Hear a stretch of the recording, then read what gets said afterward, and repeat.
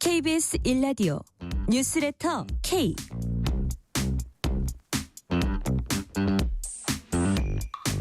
안녕하세요. 뉴스레터 K 진행하는 전종철입니다. 오늘 경남 봉화마을에선 고 노무현 전 대통령 서거 16주기 추도식이 열렸습니다. 이재명 민주당 후보는 묘역 참배를 마친 뒤 요즘 정치가 전쟁이 돼가는 것 같아서 불편하다.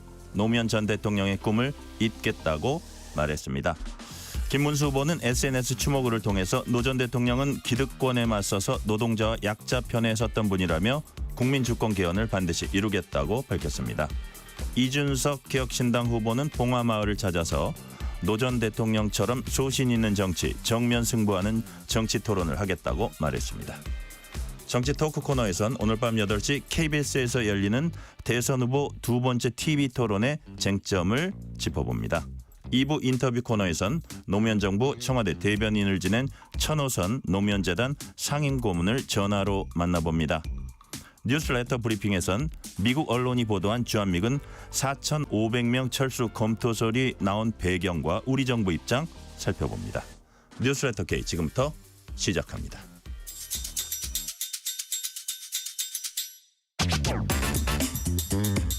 뉴스레터 K 정치 토크입니다. 조기현 민주당 법률위 부위원장, 정광재 국민의힘 대변인 나오셨습니다. 어서 오세요. 네, 반갑습니다. 정광재입니다. 조기현입니다.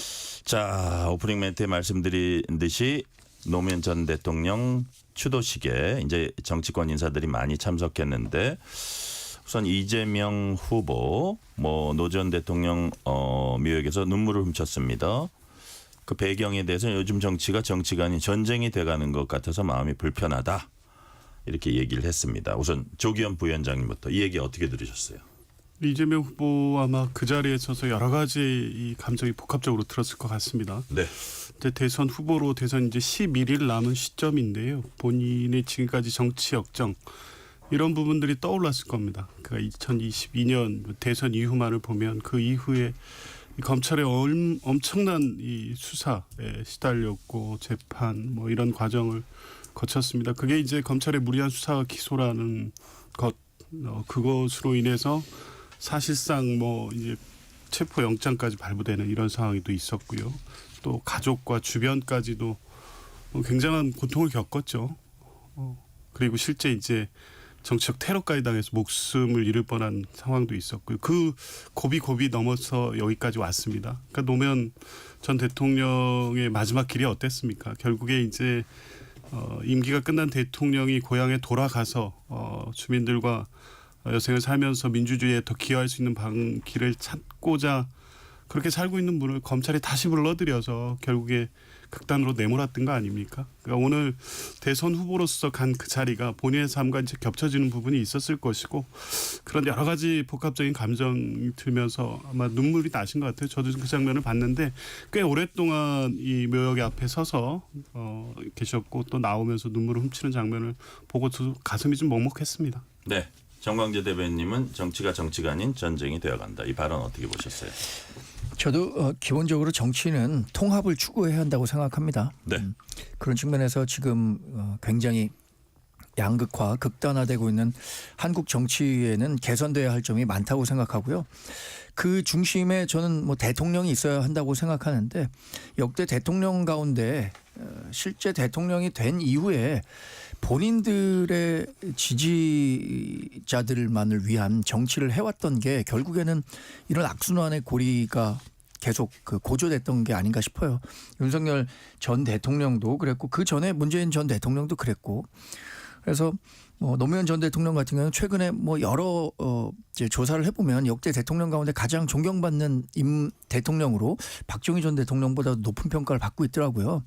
그런 면에서 노무현 전 대통령 정신을 살리고 그 통합의 정치를 하겠다라는 다짐은 비단 이재명 후보뿐만 아니라 김문수 후보, 이준석 후보 모두 새겨야 할 가치라고 생각합니다. 네. 자, 문 전 대통령을 뭐 오찬을 같이 하면서 이제 만났는데 문재인 전 대통령은 국민의 뜻이 존중되는 나라를 만들어 달라 이런 얘기도 했다고 하고요. 오늘 뭐 많은 그 정치인들이 만났기 때문에 민주당 입장에선 친노, 친문, 친명 한 자리에 모이는 자리이기도 했습니다. 조기현 부위원장님, 이재명 후보에게 대선 열하루 앞둔 이재명 후보에게 이건 어떤 의미가 있는 자리일까요?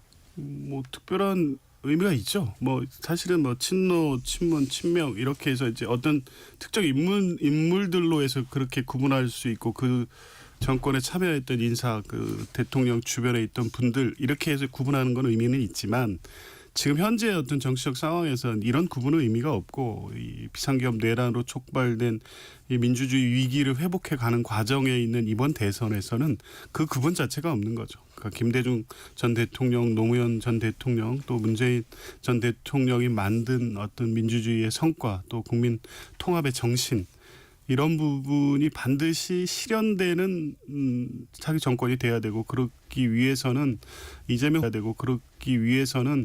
이재명 후보가 당선돼야 된다, 이겨야 된다 이런 부분에 대해서는 뭐 전혀 뭐 이견이 없이 공감대가 형성될 수 있을 것이고요. 우연히 마침 이제 대선 일정이 6월 3일로 잡히면서 노무현 대통령이 추도식과 겹치게 돼서 이런 자리가 마련된 건데 아마 이제 그런 부분들은 굳이 말을 하지 않더라도 자연스럽게 공감이 이루어지고 같은 또 지지자들 같이 했던 분들 사이에서 그래서 반드시 6월 3일에는 정권 교체가 이루어져야 된다 이런 부분에 대한 어떤 각오를 다지고 결의를 다지는 그런 자리가 된 것 같습니다. 네, 오늘 봉화마을엔 이준석 후보도 참석을 해서 노무현 대통령 닮은 정치하고 싶다 이런 말도 했고요. 반면에 국민의힘 김문수 후보는 SNS 통해 추모의 글을 올렸습니다. 노 전 대통령 기득권에 맞서 싸우고 늘 노동자와 약자 편에 섰다. 그래서 뭐 국민 주권 개헌 이루겠다. 낮은 곳에서 뜨겁게 일하겠다. 뭐 이런 얘기했습니다. 정광재 대변인 보시기에 이 그 SNS 글 추모 메시지 어떻게 평가하세요? 사실 그 노무현 전 대통령의 삶과 가장 비슷한 궤적의 삶을 살았던 사람이라면 김문수 후보 아닐까요? 지금 여러 후보 가운데 김문수 후보 정말 기득권에 맞서서 싸웠고요. 본인이 서울대 경영학과 다녔음에도 불구하고 노동운동하겠다고 노동 현장에 가서 노동자들의 권익 향상에 기여했고 설란영 여사 역시 그 과정에서 만났고 설란영 여사 역시 여성 인권, 여성 노동 인권 이런 부분에 굉장히 많은 공을 들였던 분이니까 도르코하고 세진전자. 그렇습니다. 그래서 김문수 후보가 느끼는 그 노무현 전 대통령에 대한 감정은 굉장히 비슷할 것 같아요. 저는 또 하나 이 앞으로 조금 걱정되는 게 앞으로 이제 6월 3일 날 대선이 계속 열리게 될 거 아닙니까? 네. 근데 5월 달은 사실 진보 진영의 달이에요. 5.18 있고 이 노무현 전 대통령 그 서거가 있고 해갖고 이런 게 앞으로 대선 치르는 과정에서 보수 정당에 상당히 불리하게 작용할 것 같다라는 좀 걱정도 들어요. 자, 이번 대선이 시작된 계기도 기본적으로 기본 판이 불리한데 뭐 그런 5월 달은 또 진보의 뭐 달이다 뭐 이런 말씀도 해주셨고요. 오늘 그 아까 말씀드린 김문수 후보는 간단한 일정 소화하고 주로 이제 토론회 준비에 집중했다고 하는데 오늘 저녁 8시부터 이곳 KBS에서 대선 후보들의 두 번째 TV 토론이 열립니다. 이와 관련해서 한민수 민주당 선대위 대변인, 장동혁 국민의힘 선대위 상황실장의 목소리 이어서 들어보시겠습니다. 이번 토론을 통해서 우리 이재명 후보께서는 어떤 소모적인 논쟁보다는 정말 윤석열 전 대통령과 국힘당에 의해서 망쳐버린, 무너져버린 이 대한민국을 정상화할 수 있는 안정적 국정운영 능력, 그리고 또 국민 전체를 아우를 수 있는 통합의 리더십을 보여드릴 겁니다. 포용력, 신뢰감, 안정감 등을 통해 진짜 대한민국을 만들 국민의 도구는 더불어민주당 기호 1번 이재명이라는 점을 부각할 예정입니다. 맹렬하게 공격하고 말꼬리 잡고 공격해서 결국은 보는 이로 하여금 시원하게 만들지는 모르겠지만 토론이 끝나고 나서 국가의 지도자다운 품격은 발견하지 못했다라고 하는 토론보다는 다소 양보하고 상대에게 공격의 틈을 열어줬다 하더라도 토론이 다 끝나고 토론 과정에서 국가의 지도자다운 모습을 보았다라고 평가받는 토론회가 저는 결국 이기는 토론회라고 생각합니다. 토론은 이기고 표는 잃는 것보다 토론은 지고 표는 얻는 그런 토론회가 낫다고 생각합니다. 자, 민주당 한민수 대변인 이제 얘기 들어보니까 통합의 리더십, 포용력, 안정감, 대한민국을 위한 국민의 도구 이런 말씀하셨고, 장동혁 상황실장은 이렇게 쭉 이런저런 얘기하고 뭐 어떤 토론회에서 개별 어떤 의제에 막 너무 이긴다 이거보다도 결국 토론회 끝나고 나서 누가 국가 지도자다운 모습인가 이렇게 둘 다 좋은 얘기를 해주셨어요. 근데 자, 조기현 부위원장님. 예. 이게 이제 1차 토론 끝나고 2차 토론하는 거잖아요. 그러면 1차 토론에서 이게 드러났던 뭐 자신의 이 부분 조금 더 보완해야지 이렇게 후보들이 그럴 수 있거든요. 그래서 혹시 이재명 후보 입장에서 1차 토론 때와 다소 달라질 점이라든지 혹은 요 점에는 아마 중점을 둘 것 같다. 그런 부분이 있나요? 글쎄요, 특별히 뭐 달라질 점 이런 부분을 고민하고 있는 것 같지는 않고요. 네네. 1차 토론에서도 전체적으로 뭐 수치를 말씀드릴 수 없습니다만 공개된 여론조사를 보면 가장 안정적이고 뭐 잘했다는 평가가 뭐 나오고 있잖아요. 이재명 후보가 이제 뭐 그때 보여줬던 거는 준비돼 있는 대통령이라는 것, 또 안정감이 있다는 것, 그리고 기존에 이제 이재명 후보에 대해서 왜곡된 이미지 이런 것들이 원래 이재명 모습이 아니다 이런 거를 TV 토론을 통해서 좀 잘 보여줬던 것 같아요. 이제 그 과정에서 이준석 후보가 이제 몇 가지 문제를 지적하면서 그게 본인이 토론을 주도했고 그 이슈가 돼서 선거 중반에 뭐 어떤 중요한 터닝 포인트가 된 것처럼 그 성과를 자기가 이제 과시하고 있는데 사실 그렇지는 않았죠. 몇 가지 문제를 그냥 특유의 이준석 방식으로 정리해 놓고 일종의 말싸움처럼 내가 이긴 거 아니야 뭐 이렇게 주장하고 있는 건데 오늘 역시 이제 그렇게 나올 텐데 그거에 대해서 더 여유 있게 대처하고 뭐 이런 게 포인트가 될 것 같습니다. 이준석 후보가 끌고 가려는 그런 전형적인 어떤 방식 규정하고 묻고 자기식으로 정리하고 이런 토론 방식에 끌려 들어가지는 않을 것 같아요. 네. 자, 똑같은 질문을 정광재 대변인께 네. 드릴게요. 김문수 후보는 이제 2차 토론에 오늘 나서는데 어떤 전략, 1차 토론에서 좀 뭐 보완이라 그럼 그렇지만 어떤 감안을 해서 어떤 점에 중점을 둬서 네. 토론을 펼칠까요? 저는 장동혁 상황실장이 굉장히 좋은 얘기했다고 생각합니다. 마지막 문장이 이거예요. 토론은 이기고 표는 잃는 것보다 토론은 지고 표는 얻는 그런 토론회를 하겠다. 사실 김문수 후보가 네. 지금 나와 있는 다른 후보분들에 비해서 상대적으로 나이도 많고 달변가 스타일은 아니에요. 근데 우리가 국민들이 지금 말 잘하는 대통령을 뽑으려고 하는 건 아니잖아요. 네. 일 잘하는 대통령, 정직한 대통령, 청렴한 대통령을 뽑는 자리라고 생각할 거거든요. 그래서 이번 토론회 과정에서 저는 김문수 후보가 그동안 자신의 삶을 통해서 보여줬던 진정성, 네. 대한민국을 위한 헌신 이런 것들을 집중해서 부각하면 분명히 좋은 평가를 받을 수 있다고 생각하고요.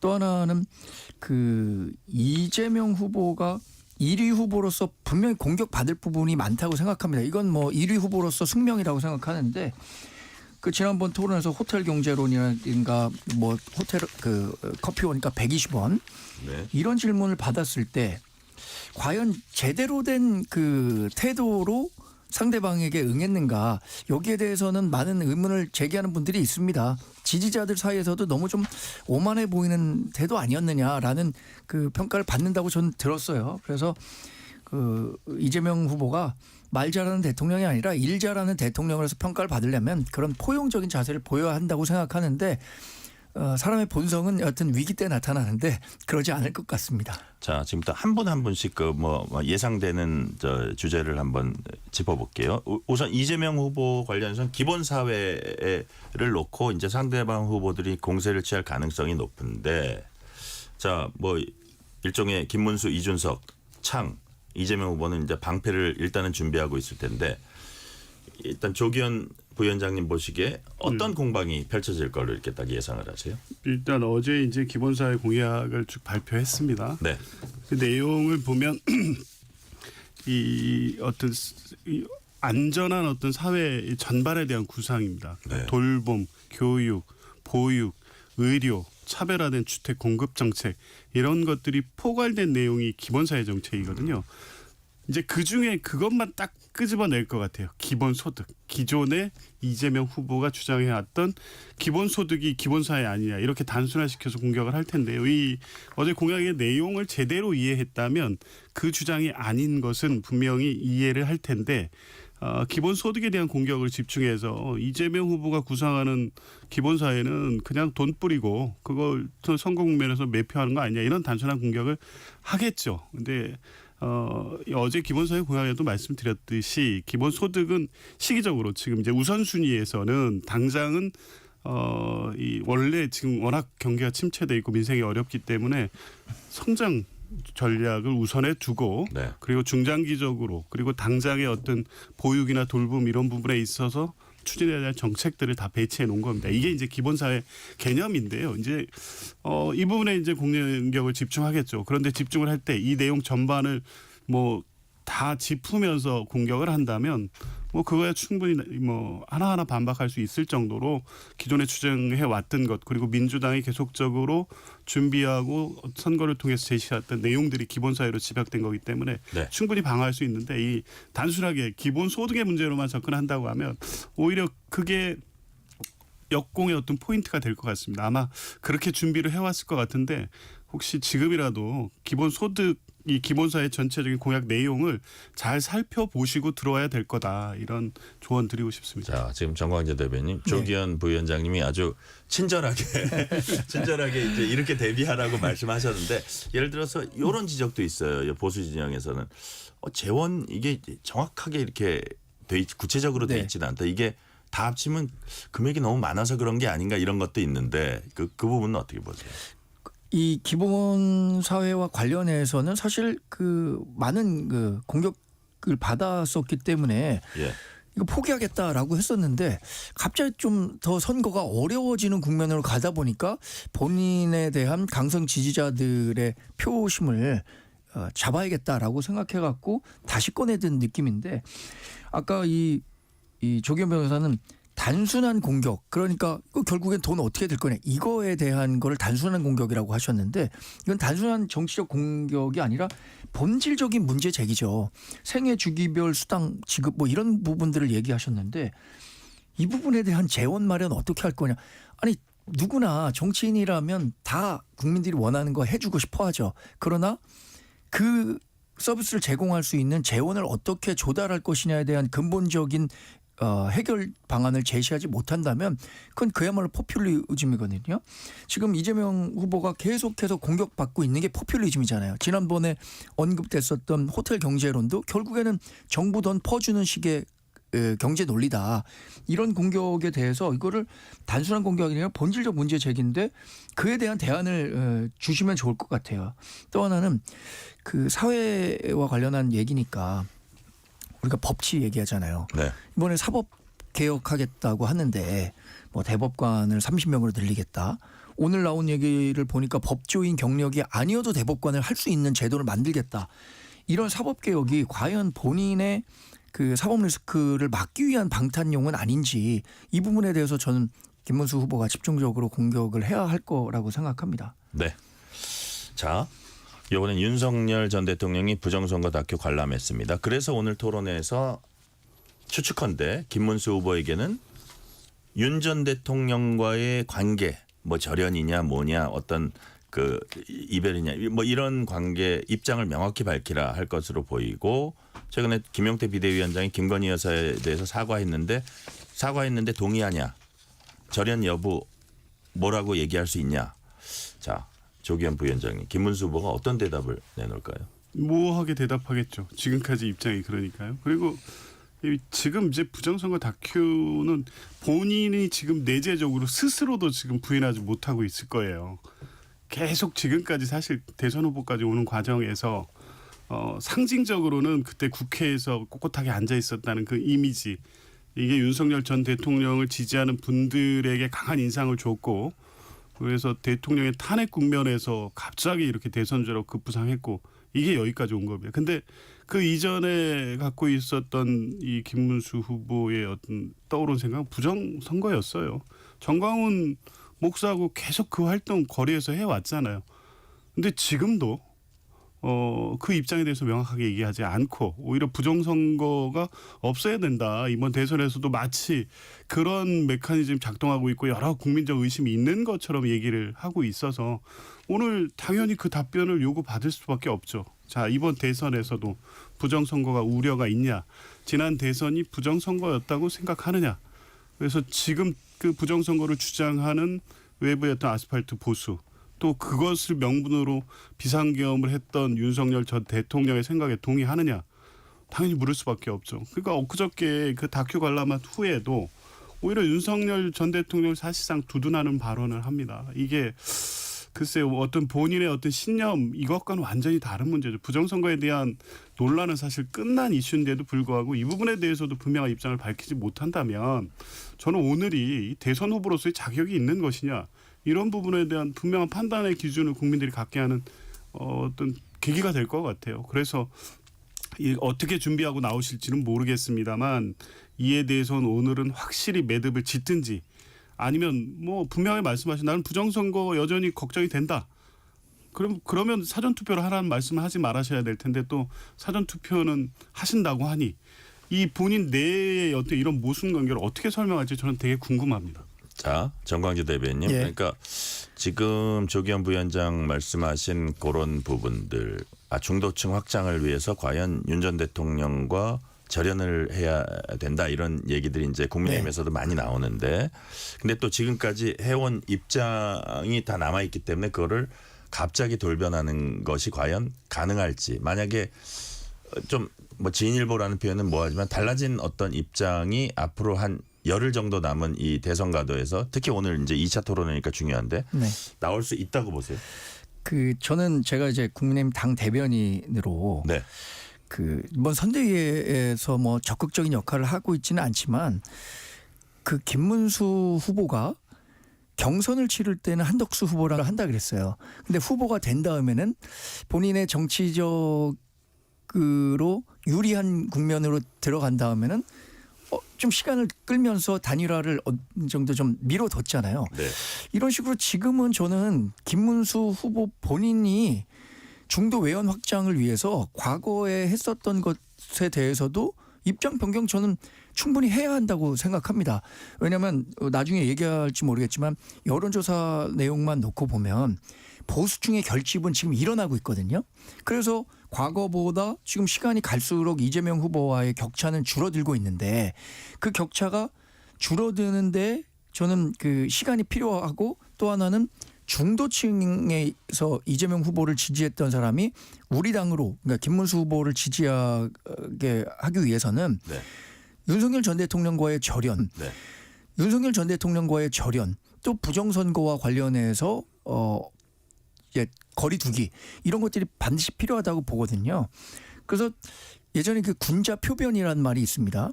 군자가 잘못이 있었을 때 갑자기 변하는 것은 사실 칭송의 대상이에요. 군자 표변 좋은 말인데 왜 이렇게 표변하냐 이렇게 나쁜 뜻으로 변경됐을 뿐이지. 네. 여튼 김문수 후보가 당선 가능성을 높이려면 어쨌든 중도 외연 확장을 위한 메시지들을 앞으로 남은 기간 동안엔 꾸준히 내야 된다고 생각합니다. 그리고 과감하게 내야 된다. 과감하게 내야 한다고 생각하고요. 네. 두 번째 토론에 임하는 이준석 개혁신당 후보 입장은 어떤지 오늘 봉화마을에서 있었던 이준석 후보 얘기 들어보시겠습니다. 토론 과정에서 많이 나올 것이 대한민국의 사회 갈등과 여러 문제에서 어떻게 대응할 것이냐라는 이야기일 것입니다. 저는 노무현 대통령께서 하셨던 것처럼 여러 사회 갈등이나 아니면 문제 아니면 바꿔야 될 것이 있으면은 당당하게 계급장 떼고 토론하자. 누구든지 이야기하자. 그리고 항상 말로써 많은 사람들에게 감동을 주셨던 그 노무현 대통령처럼 정면 승부하는 그런 정치 토론하겠습니다. 자, 조기현 부위원장님, 이준석 후보 1차 토론에는 주로 화력을 이제 이재명 후보 쪽으로 이제 치중을 했거든요. 자, 지금 단일화 어떤 여부 이런 것들에 대한 뭐 최정점이라고 표현해야 되나, 어제는 단일화 여부가 여전히 큰 쟁점인 그런 2차 토론의 이 시점에 비슷한 모습을 보일까요? 아니면 이 화력이 분산될까요? 뭐 양쪽을 다 때리지 않겠습니까? 그래요. 근데 아무래도 똑같이 때려도 타격감은 이재명 후보 쪽이 좋고 이슈가 되니까 아무래도 그쪽에 집중을 하겠죠. 네. 근데 1차 토론과 다른 것은 이 단일화 이슈가 계속 살아있기 때문에 네. 이 부분에 대해서 단일화하지 않겠다 입장을 명확히 밝히는 거 외에 사실은 뭐 그 얘기 뒤에 이어지는지 모르겠습니다만 이준석 후보는 여전히 그 가능성을 전혀 배제하지는 않고 있다고 봅니다. 굳이 엊그저께 긴급 기자회견 하는 이유는 네. 안 할 거면 무시하면 되고 본인의 일정에 충실하면 되는데 긴급 기자회견을 한다는 건 뭐냐면 일단 첫 번째 의미는 지지율이 상승 추이에 있으니 단일화를 이슈에 끌려 들어갈 경우에는 당연히 추이가 꺾이니까 뭐 차단하는 건 필요한데요. 두 번째 강하게 그 부정의 입장을 내는 것은 오히려 그걸 통해서 지지율이 올라갈 경우 그걸 통해서 김문수 후보의 지지율이 계속 정체돼 있을 경우에 단일화의 가능성이 생기고 그에 맞는 합당한 조건이 제시된다면 아직 28일까지 며칠의 시간이 있기 때문에 충분히 그 여지를 열어놓고 있는 거죠. 그런 인식에 기반한다면 김문수 후보를 강하게 공격할 가능성도 있습니다. 특히 아까 윤석열 전 대통령과의 관계 절연 문제 이런 부분에 대한 건 뭐 김문수 후보의 가장 약한 지점이니까 다른 뭐 사회정책 관련된 구체적인 얘기를 하지 않더라도 최근에 김문수 후보가 보이고 있는 윤석열 전 대통령과의 관계 문제 하나만 집중해도 사실 이준석 후보로서는 지금 단일화 국면의 이슈에서 주도권을 잡아갈 수 있는 중요한 포인트가 있기 때문에 김문수 후보에 대한 공격도 뭐 꽤 할 것 같은데요. 그래서 지금 저는 조기현 부위원장님 얘기가 좀 일리가 있다고 보는 게 오늘 그 뭐 이재명 후보가 내란 세력과 뭐 단일화 할 것 같다 그랬더니 바로 뭐라고 SNS에 올렸냐면 함께할 일 없다 해서 네. 아마 오늘 토론회에서는 그럴 가능성이 있고 지금 시간 관계상 비슷한 질문이니까 다른 질문으로 넘어갈게요. 자, 정광희 대변님 어제 이준석 후보가 대선 완주 선언을 했습니다. 네. 그리고 오늘 뭐 단일화 가능성 심지어는 민주당에서도 뭐 이재명, 김민석 막 해가지고 이건 뭐 김민석 의원은 상수다 이런 얘기까지 하고요. 그랬는데 그런 일 없다는 얘기를 계속하고 있습니다. 예. 자, 최종 결과는 나중에 봐야 되겠지만 네. 단일화 대선 완주 선언 어저께 딱 보셨을 때 예. 어우 가슴이 철렁했습니까? 아니면 불씨는 남아있다 하셨습니까? 가슴 철렁할 일은 없었습니다. 아, 그래요? 왜냐하면 뭐 예. 어느 정도 예상한 그 수준의 기자회견이었고요. 네.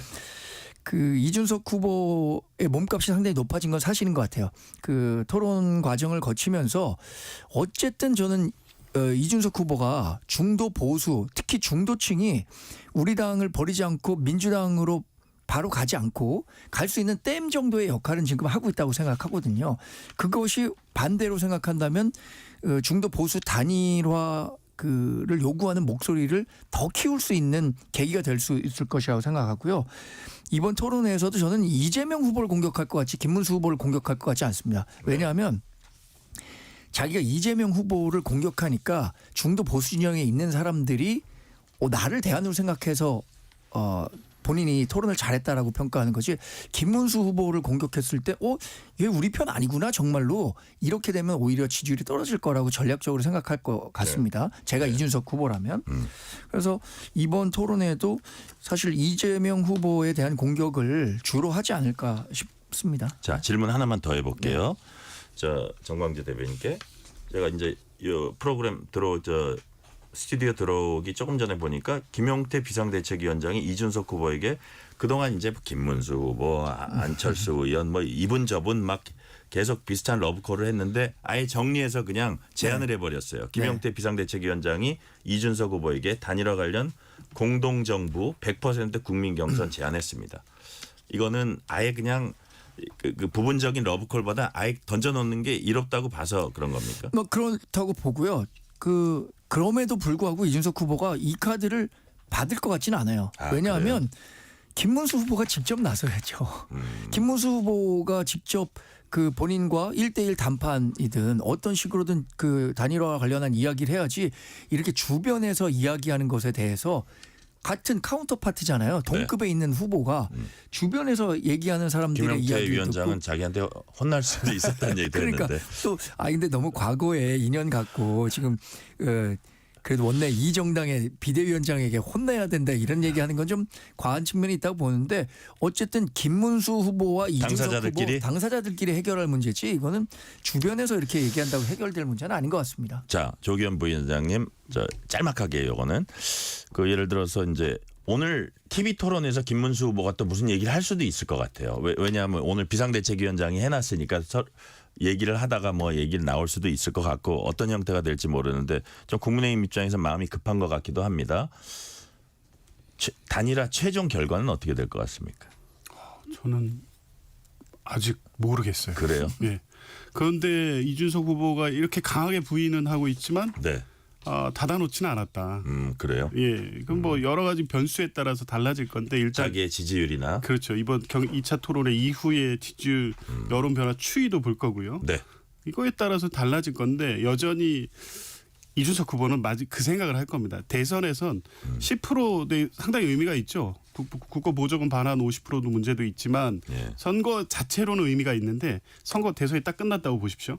3석짜리 그냥 소수 정당입니다. 정치적 영향력이 미미하고요. 대선에서 10% 얻었다는 게 이후 이 정치 상황에서 그만큼 10%의 목소리가 나오는 게 아니거든요. 그런 상황을 고려하면 이 국면에서 단일화는 카드를 쉽게 버리지는 못할 것 같아요. 그래요. 네. 끝까지 봐야 된다는 취지의 말씀이셨고요. 실시간 교통정보 알아보겠습니다. 라디오 교통정보센터 김민희 리포터 나와주세요. 퇴근 정체가 심한 금요일답게 이미 정체가 곳곳으로 길어져 있습니다. 서울시내 서부간선 지하도로 성산대교 방면으로 성산대교를 앞두고는 사고가 나면서 2차로가 막혀 있는데요. 목동교 부근부터 속도 줄여 지납니다. 반대 안양 쪽으로는 전 구간에서 정체 심합니다. 강변북로 일산 쪽으로는 서강대교 부근 1차로에 고장난 차가 서 있어서 한남대교부터 가양대교 사이 정체가 더 심해져 있습니다. 수도권 제1순환고속도로 판교에서 일산 쪽으로 안현분기점 부근 4차로에서도 사고를 처리하고 있고요. 3km 정도 더 간 지점에서는 4차로에 고장난 차가 서 있는 만큼 주의해서 지나셔야겠습니다. 세종 포천고속도로 포천 쪽으로 강동 고덕 부근 2, 3차로에서도 사고가 났습니다. 그 밖에 중부 내륙고속도로에서는 양방면으로 모두 감곡 일대로 정체 심합니다. KBS 교통정보센터였습니다. 퇴근길 당신과 함께 있는 세상 이야기 KBS 1라디오 뉴스레터 K 문자 샵 9730 짧은 문자 50원 긴 문자 100원 어플리케이션 콩은 무료 유튜브 KBS 1라디오 계정 채팅창도 열려 있습니다. 실시간 교통 상황 살펴봤습니다. 조기현 민주당 법률위 부위원장, 정광재 국민의힘 대변인과 뉴스레터 K 정치 토크 이어갑니다. 자, 여론조사로 넘어가기 전에 요거 한번 짚고 넘어갈게요. 개혁신당 공보단장이 언론인 출신입니다. 이분이 국민의힘 쪽 주로 이제 친윤 쪽에서 이 후보 측에 당권 제안을 해왔다. 그러니까 한동훈 전 대표도 강하게 되게 감정적인 모습 반발을 했고요. 친한계에서도 계속 얘기가 강한 반발이 나왔습니다. 그런데 제가 정광재 대변인 네. 좀 궁금한 게 당권을 누가 어떤 대표성을 가지고 이런 제안을 하며 누가 어떤 힘을 모아가지고 당권을 주죠? 이건 약간 좀 현실성이 떨어지는 것 같은데. 저도 이동훈 공보단장이 언론인 출신인데 예. 조금 오버해서 해석한 게 아닌가 싶습니다. 그리고 이게 만약에 사실이라면 저는 대단히 부적절한 일이라고 생각하는데 친윤이라는 사람이 어느 정도의 대표성을 갖고 있는 인물인지 그리고 그 사람이 당권을 이준석 후보에게 약속할 수 있을 정도의 실제 당 장악력이 있는 사람인지 이 당 대표를 만들려면요. 전당대회를 거쳐서 당 대표를 뽑는데 이번에 5월 10일 날 우리가 목도했잖아요. 지도부가 방향을 정해놓고 한덕수 후보로 바꾸려고 했음에도 불구하고 단 하루 만에 당원들이 그거를 부결시키는 이런 집단 지성이 있는 정당에서 누가 누군가에게 당권을 약속한다? 과거에 대통령이 총재이던 시절에도 이건 힘들었었을 것 같은데. 이제 YS 시절에는 그러니까요. 모르겠어요. 그건 약간 가능할지 안 할지 모르겠는데. 하긴 윤석열 전 대통령 시절에도 비슷한 일이 있었으니까. 그래서 이게 굉장히 전 우리 당으로서는 부담스러운 이슈거든요. 왜냐하면 이게 사실 여부와 달리 우리 당을 볼 때 많은 사람들이 맞아 국민의힘에서는 저럴 수도 있어 라고 인식하는 순간 우리 당에 지난 대한 3년간의 어떤 과정들을 그렇죠. 봤을 때 그래서 저 대단히 그 부정적인 이슈인데 이것을 노리고 이동훈 공보단장이 얘기했다면 정말로 정치적인 감각이 아주 탁월한 분이다. 탁월하다. 그렇지 않을까요? 예. 왜냐하면 우리 당 지지율이 빠져야 이준석 후보의 지지율이 올라갈 거 아닙니까? 지금 말씀하시는 거는 그 가능성을 배제하지 않으신다고 보는데 네. 상대당에서 보시기에는 조기현 부위원장님 어떠세요? 또 충분히 그런 거래를 제안했다고 봅니다. 거래를? 예, 근데 그러니까 그게 개인 자격으로 했을 수는 있어요. 근데 아니, 그 근데 당권을 어떻게 약속해요? 아니 예를 들어서 한동훈 전 대표에 대한 어떤 그 거부감 이런 예. 거를 얘기하면서 나온 얘기가 아닐까 싶긴 그냥 한데 저는 흘러가는 얘기가 아닐 거라고 보는 게 보십시오. 실패는 했지만 한덕수 단일화 다 뒤에서 친윤들이 했잖아요. 그 말도 안 되는 상황들이 벌어지고 그게 가능할까? 어떻게 한덕수로의 단일화라는 답을 정해놓고 경선 과정을 다 그렇게 만들고 마지막에 이게 여의치 않으니까 김문수 후보 이 선출을 취소시키는 결정까지 합니다.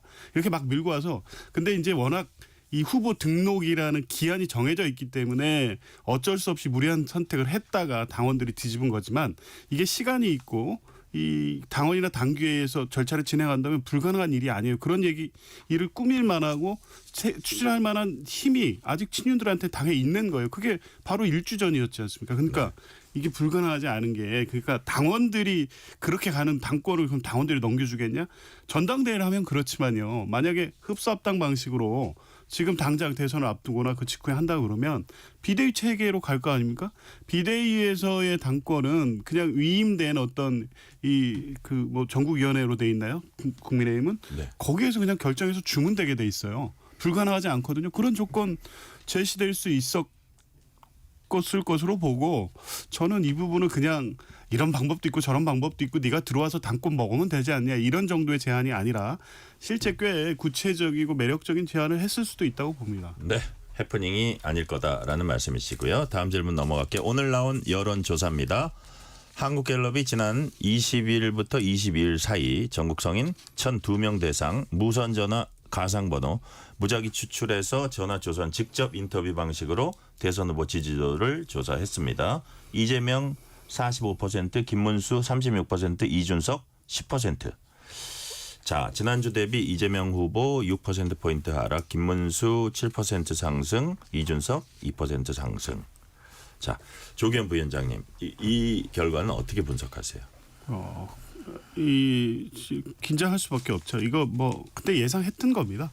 선거 중반 막판으로 가면 이제 결집이 이루어지니까요. 지지층이? 예. 네. 이게 보수와 진보로 나뉜 어떤 진영이 총 결집하는 선거하고는 약간 성격은 달라지긴 했는데 왜냐하면 비상계엄 내란 조기 대선이란 것 때문에 달라지긴 했어도 네. 어쨌든 상당히 이탈해 있던 보수층이 그래도 결국에는 조금씩 다시 모이고 있다. 이럴 거로 봤습니다. 그래서 마지막까지 선거를 봐야 된다. 지난주에 지지율 20% 격차 이걸 가지고 낙관적으로 안이하게 갈 선거가 아니다. 이런 주의를 계속 내부에서 환기시키고 있었고요. 네. 그게 이제 이 결과로 나오고 있고 반면 상대적으로 이 지지율 격차 때문에 이재명 후보를 지지하는 층에서는 다소 이제 지지 강도가 이완된 것도 분명한 사실입니다. 그래서 긴장하고 끝까지 다시 예. 진보 진영이 결집할 계기도 된다. 그렇죠. 이제 모아가야 되는 시점이고 아마 오늘을 계기로 해서 여러 가지 이제 그 분들의 우리가 이렇게 안이하게 갈 수 있는 선거가 아니다라는 메시지를 충분히 그리고 또 당 선거 캠프 내부에서도 긴장하는 가운데 6월 3일까지 가야 된다라는 그런 입장입니다. 자, 이제 보수층 좀 결집하고 있다. 이거는 똑같은 의견이실 테니까 다른 질문을 드릴게요. 예를 들어서 아까 말씀드렸지만 이재명 후보, 이준석 후보에 대해 결국 내란 세력과 단일화 나설 것이다.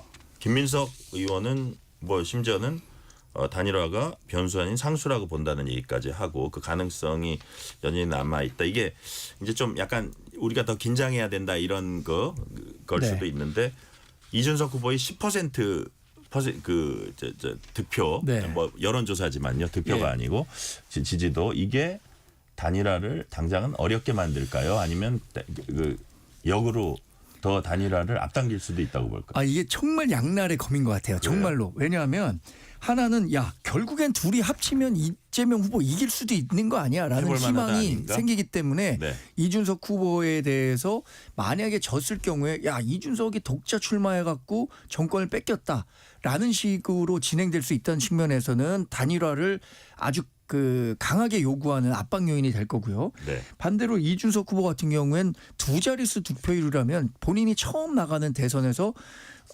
선거비 보전도 일부 받을 수 있고 의미 있는 득표율을 올렸다고 생각하기 때문에 독자 완주할 수 있는 요인이 될 수 있을 것 같고 근데 그게 플러스 마이너스가 어디가 더 클지는 사실 저도 그 자신해서 말씀드릴 게 어렵겠는데 저는 이번 여론조사에서 되게 그 관심 있게 본 게 두 가지인데요. 하나는 이재명 후보가 45%를 기록했는데 지난 대선 득표율이 47.5%였어요. 네. 비상계엄과 윤석열 전 대통령 파면에 따라서 아주 유리한 구도에서 치러지는 선거임에도 불구하고 직전 대선 정도밖에는 이 지지를 못 받고 있다는 거. 저는 여기는 국민들이 민주당의 입법 독주에 대한 견제와 균형 감각을 복원해야 한다라는 위기감이 작용하고 있다고 보고요. 네. 두 번째 재밌게 본 거는 그 민주당 지지율이 42%인데 이재명 후보는 45%거든요. 그럼 3%포인트 더 높은 수치예요. 이준석 후보도 개혁신당 6%에서 본인은 10%니까 4%포인트 높은 수치. 근데 김문수 후보는 정당 지지율하고 네. 개인 후보 지지율하고 똑같아요. 36%. 그럼 그 얘기는 뭐냐? 그 김문수 후보가 분명히 확장을 해야 되는데 확장하지 못하고 있다는 거죠. 왜냐하면 중도 진영으로 그 소구할 수 있는 메시지들을 지금 안 내고 있다는 거잖아요. 아까 처음에 얘기했던 것처럼 윤석열 전 대통령과의 절연이라든가 수구 세력과의 거리두기, 부정선거와 관련 거 이거 중도층이 싫어하는 건데 이 부분과 관련해서는 정말 남은 10일 동안 김문수 후보가 적극적인 메시지를 낸다? 그러면 저는 이거 훨씬 더 높은 지지율을 올릴 수 있다고 보거든요. 과감한 메시지를 내야 네, 된다는 네. 말씀이시고 자 조기현 부위원장님 예를 들어서 이제 이번 주말에 이렇게 그 오늘 토론 끝나고 이번 주말 토일 이렇게 수집해가지고 한 주 초에 나오는 이게 되게 중요할 것 같아요. 왜냐하면 사전 투표 또 들어가기 직전이기도 하거든요. 그건 정말 본 투표나 마찬가지인데 아마 국민의힘에서는 거기서 뭐 골든 크로스까지는 아니더라도 추세상으로 거의 붙는 이런 걸 이제 기대하고 있을 텐데 글쎄 뭐 아무도 모르겠지만 그 어떻게 저 판세나 추이나 이렇게 당내에서 좀 보고 있는 게 있을 것 같아요. 이 자리에서 밝힐 수 있을지는 모르겠지만. 예. 그러니까 긴장하고 있는 건 맞는데요. 예. 이 지금 어제 MBS하고 갤럽 조사 어쨌든 추이상은 예. 보수 결집이 이루어지고 있고 추격을 하고 있고 특히 이제 ARS 조사 이런 거 보면 이 보수 지지층이 굉장히 활성화되어 있습니다. 적극적으로 응답하기 시작했어요. 예. 이게 이제 여론조사 결과로 나타나고 있기 때문에 그렇긴 한데 아직은 뭐 이 수치 자체로 이대로 이 고착돼서 이재명 후보의 지지율은 네. 정체돼 있고 보수의 합산 지지율이 계속 따라오고 있다. 네. 계속 그래서 붙을 것이다. 그렇게까지는 보지는 않고요. 네. 또 이제 단일화 변수 때문에 주초 여론조사 결과가 상당히 이제 이후 대선 기간에 영향을 미칠 거긴 한데 뭐 이게 다 그런 계산을 할 겁니다. 단일화했을 때 이 양자 구도로 하는 조사에서는 붙긴 붙는데 실제 그 이준석 후보가 사퇴하는 하면 그 가능성이 높긴 한데 네. 그럴 경우에 그 지지율이 그대로 흡수되느냐 그러니까 1+1, 2 이렇게 안 되잖아요.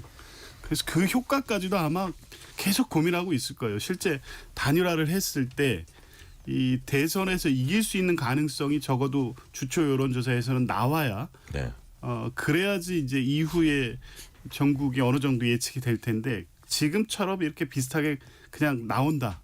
저는 그럴 가능성이 높다고 보는데 그러면 사실 어떤 선택지가 없죠. 김문수 후보도 사실은 더 치고 나갈 만한 동력이 없는 거고요. 아까 얘기한 것처럼 윤석열 전 대통령의 관계 이런 거 오늘의 뭐 명확한 입장을 밝히고 뭐 적극적으로 한다고 해도 사실은 이미 늦었죠.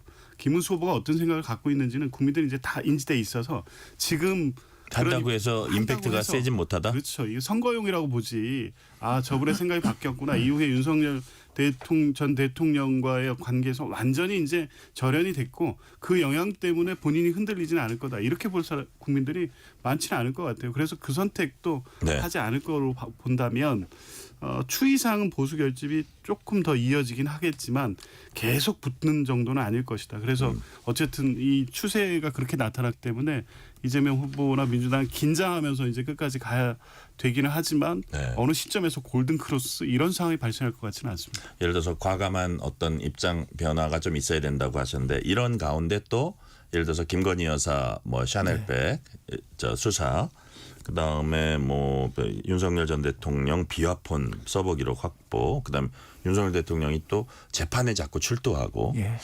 이런 것들이 일반 국민 느낌에 국민의힘에 조금 전반적으로 마이너스로 작용하지 않을까요?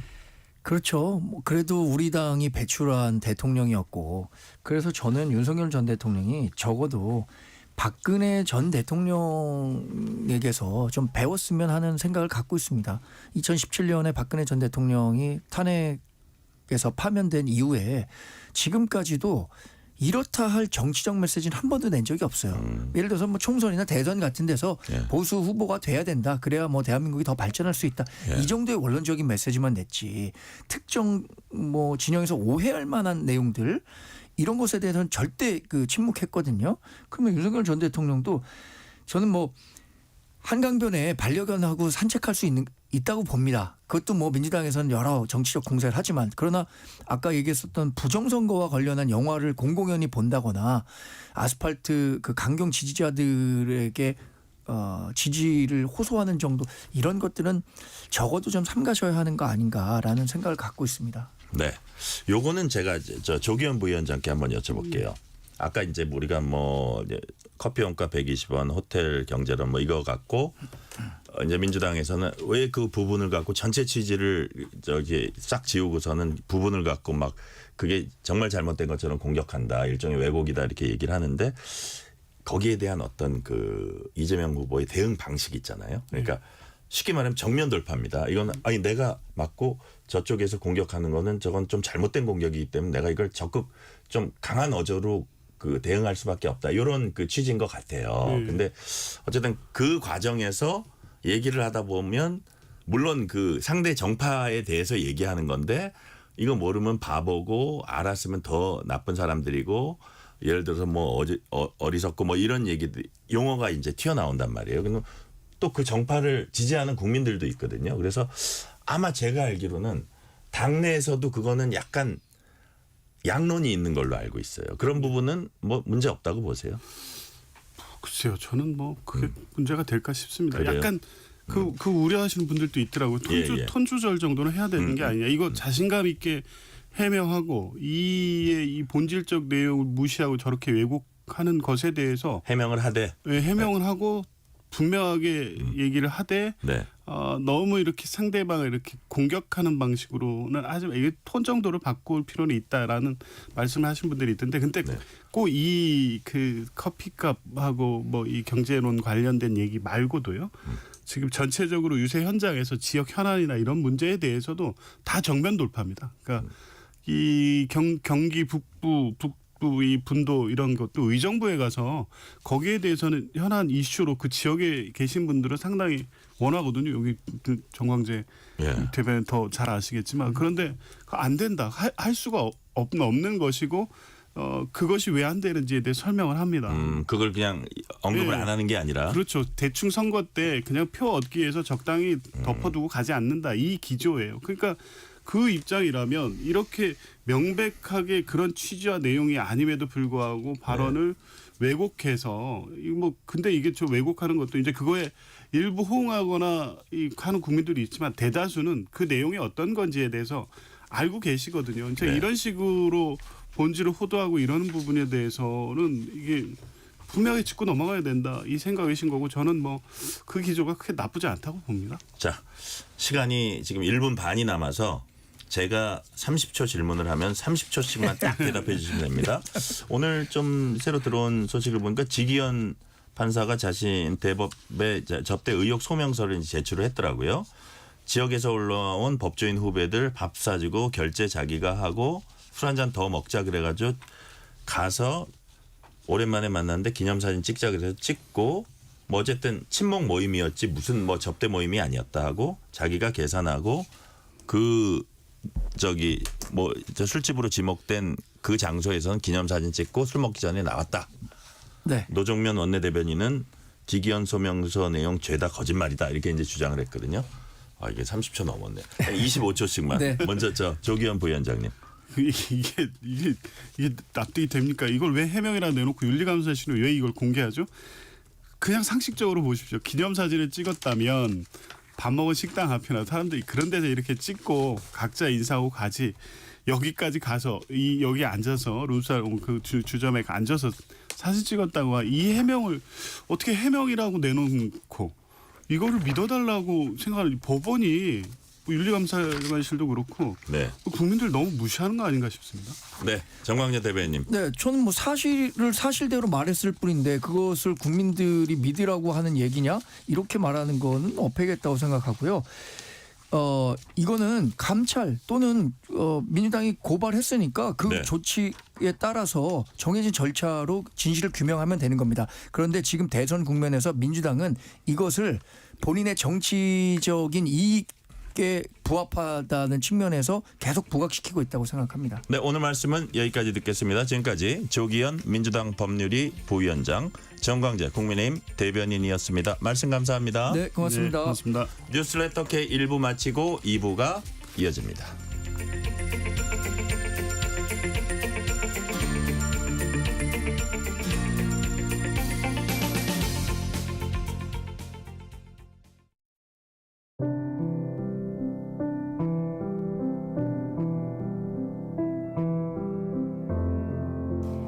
KBS 라디오 연중기획 희망충전 대한민국 639번째 이야기. 안녕하세요. 아나운서 유지원입니다. 올해 중학생이 된 소예는 가슴에 깊은 상처가 남아 있습니다. 어릴 적 엄마의 지인으로부터 당한 성폭력에 큰 트라우마가 생겨버린 소예. 지금도 해바라기 센터를 다니며 정서 심리 치료를 받고 있는데요. 다행히도 책을 볼 땐 마음이 즐겁다는 소예는 공부를 통해 아픔과 상처를 극복해 나가는 중입니다. 전교 부회장을 맡을 정도로 의젓하고 똑똑한 소예를 볼 때마다 엄마의 마음은 미안하고 안타깝기만 한데요. 중국인인 엄마는 휴지 공장에 다니며 살림을 꾸려나가 보지만 아이의 교육비와 생활비를 감당하기엔 형편은 늘 부족하고 어렵기만 합니다. 오늘도 대학 등록금 마련을 위해 용돈 2,000원을 곱게 접어 저금하는 소예. 외국인 한부모 가정인 소예와 엄마를 위해 여러분의 아낌없는 지원과 격려를 보내주세요. 여러분의 따뜻한 손길이 희망의 빛이 됩니다. ARS 060-700-1580 060-700-1580 한 통화 3,000원으로 희망을 선물해 주세요. KBS 라디오 연중기획 희망충전 대한민국은 초록우산 어린이재단, 인탑스 주식회사, 그리고 청취자 여러분과 함께합니다. ARS 060-700-1580 한 통화 3,000원입니다.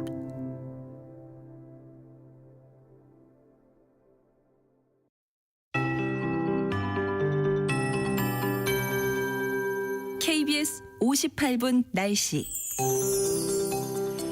오늘 흐린 가운데 곳곳에 비나 빗방울이 떨어지겠고요. 내일 오후까지 전국 대부분 비가 내리면서 선선하겠습니다. 이후 일요일부터 서서히 기온이 다시 올라서 다음 주에는 더워지는 곳이 또 많아지겠습니다. 오늘은 전국이 이렇게 흐리고 인천, 경기 북부, 제주에 비가 오다가 밤부터는 그 밖에 수도권과 강원, 충남 서해안, 전남 해안에 비가 오겠고요. 그 밖에 곳곳으로는 빗방울이 떨어지겠습니다. 내일도 하늘 모습은 계속 흐리겠습니다. 수도권, 강원, 전남, 남해안, 제주에 곳에 따라 내일 비가 오겠고요. 또 새벽부터 충청과 남부 일부 이쪽으로 비가 좀 확대되겠습니다. 전남, 남해안과 동부 내륙은 내일 오전에 그밖에 대부분 지역은 오후에 이 비가 그치겠지만 일부 강원 동해안과 산지, 경상권 동해안은 내일 저녁까지 이어지는 곳이 있겠습니다. 예상 강우량은 오늘과 내일 이틀간 대부분 5에서 20mm, 제주 10에서 40mm가 되겠고요. 내일과 모레 해상의 높은 물결 또 경상권 해안의 강풍에는 주의하셔야 되겠습니다. 내일 아침 기온 서울 13도 등 전국이 11도에서 16도, 내일 낮 기온 서울 21도, 광주 20, 강릉, 대구, 부산 17도 등으로 대부분 선선하겠습니다. 현재 서울 기온은 21도입니다. 기상청에서 최영우였습니다.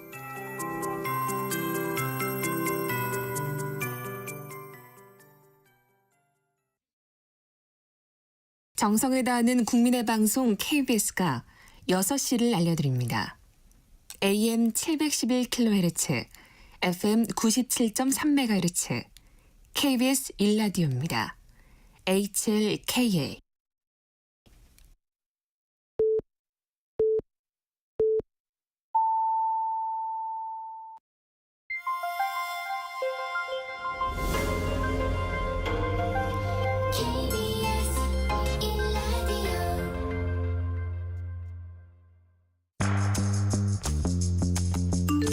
여러분은 지금 퇴근길 시사편지 한 장, KBS 1라디오 뉴스레터 K를 듣고 계십니다.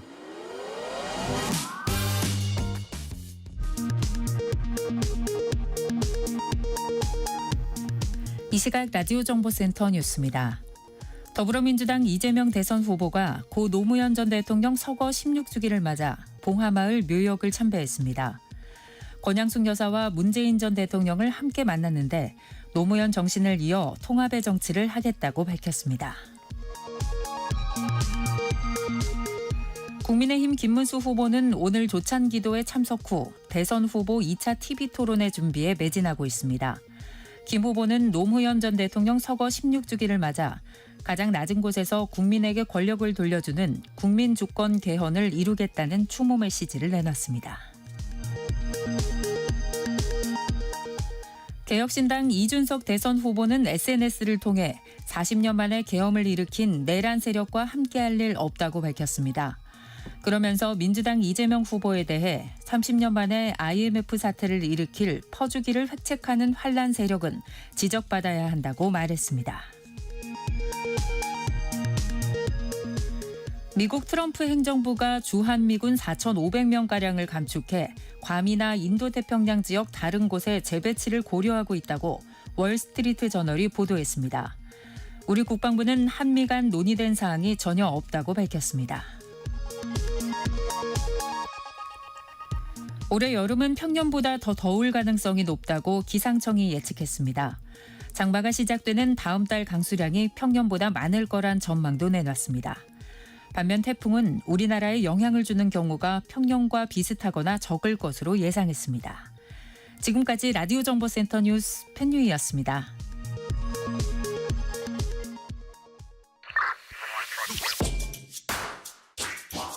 뉴스의 진수를 보여주는 인터뷰. 뉴진수.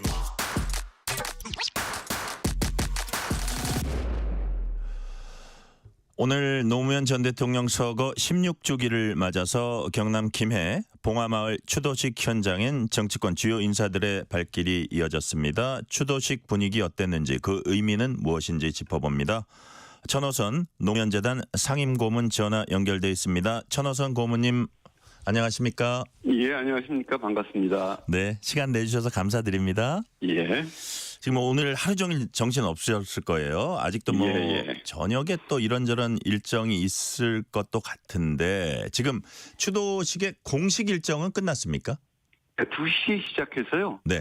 추도식하고 또 단체로 쭉 시민들도 또 참여해 주셨던 인사들도 참배 드리고요. 네. 지금 이제 다 돌아가실 분들 돌아가셨지만 아직도 봉하마을에 남아 계시는 분들이 꽤 있네요. 네, 네. 예. 뭐 쉽게 말해서 저녁 식사도 같이 하셔야 되고 또 의미도 또 같이 잔잔하게 되새기셔야 될 것 같습니다. 어쨌든 공식 일정은 일단은 끝났다는 말씀이시고요. 예. 자, 오늘 추도식에 많은 정치권 인사들 또 민주당 물론 국민의힘 인사들도 이제 참석했다고 하고요. 오늘 추도식에서 우리 천 고문님 보시기에 좀 인상 깊었던 장면이 있었다면 어떤 게 있었을까요? 이번 그 추도식 슬로건을 저희가 매년 정하는데 네. 노무현 대통령 비문에 남아있는 깨어있는 시민들의 조직된 힘이 민주주의 최후에 오르다라는 네. 것을 이번에 다시 저희가 내세웠어요. 네. 근데 그것과 관련된다고 볼 수도 있겠는데 오늘 시민 100명이 네. 각계각층 여러 지역에 흩어져 있던 시민 100명이 합창을 했습니다. 광야에서라는. 아, 그래요. 네, 그런데 이제 이게 와서 며칠 동안 연습하신 게 아니고요. 다 따로따로 온라인을 통해서 이렇게 연습하셔서 오늘 처음 만나서 100분이 올라가셔서 합창을 해주셨는데 굉장히 감동적이었고요. 네. 저는 굉장히 인상적인 게 한 10살이 안 돼 보이는 꼬마 소녀가 아빠 손을 잡고 그 가사를 다 외워서 부르는 것을 보고 굉장히 감명받았습니다. 야, 시민 각계각층 각 지역에서 모여든 온라인으로 이제 계획을 하신 거예요, 이분들이. 그렇죠. 그래서 예. 이렇게 모여서 거기서 광야에서를 합창했다. 어유, 예. 인상적이었겠는데요. 그렇습니다. 그리고 깨어 있는 시민들의 조직된 힘 다시 한번 이제 상기시켜 주셨고요. 자, 우리 천호선 고모님 그 개인적인 얘기도 좀 해볼게요. 노무현 전 대통령과 아주 깊은 인연이 있습니다. 의원 시절부터 이제 보좌하셨고 대통령 비서실의 국정상황실장, 의전 비서관, 대변인, 홍보수석 등 역임하셨습니다. 오늘 이제 노 전 대통령 16주기 맞아서 그 자체도 그렇지만 요즘 정치 상황도 좀 보실 테니까 소회가 남다를 겁니다. 일단 우리 천호선 고모님께 노 전 대통령 어떤 존재입니까? 이게 뭐 제 얘기를 길게 말씀드릴 것은 아닌데요. 네. 제가 30살쯤에 노무현 대통령 비서관을 시작했습니다. 30살. 국회에 있으실 때. 예. 그래서 그 이후에 제 삶의 방향이 그분에 의해서 결정됐고 네. 지금은 남겨진 숙제를 풀어야 한다는 이 부담감을 갖고 있고 그러나 네. 항상 능력이 부족한 것을 탓하고 있는 그런 상태입니다. 예. 남겨진 숙제. 예. 남겨진 숙제. 요건 제가 뒤쪽에 한번 다시 그렇죠. 제가 기억이 남아 있다면 뒤쪽에 여쭤볼게요. 예. 자, 지금 서거하신 지 16년 흘렀습니다. 그때 새천년 민주당과 지금 민주당 어떤 점이 계승되고 어떤 점이 또 달라졌다고 보세요? 예, 제가 저는 민주당 소속은 아닙니다만. 네네. 그래서 감히 조심스럽게 말씀드리면 그때만 해도 김대중의 정당이나 어떤 그때 사당이라고 불릴 정도로 또는 네. 국회의원들의 정당이었고 지역적 편향이 심한 정당이었거든요. 의도하지 않았지만. 예.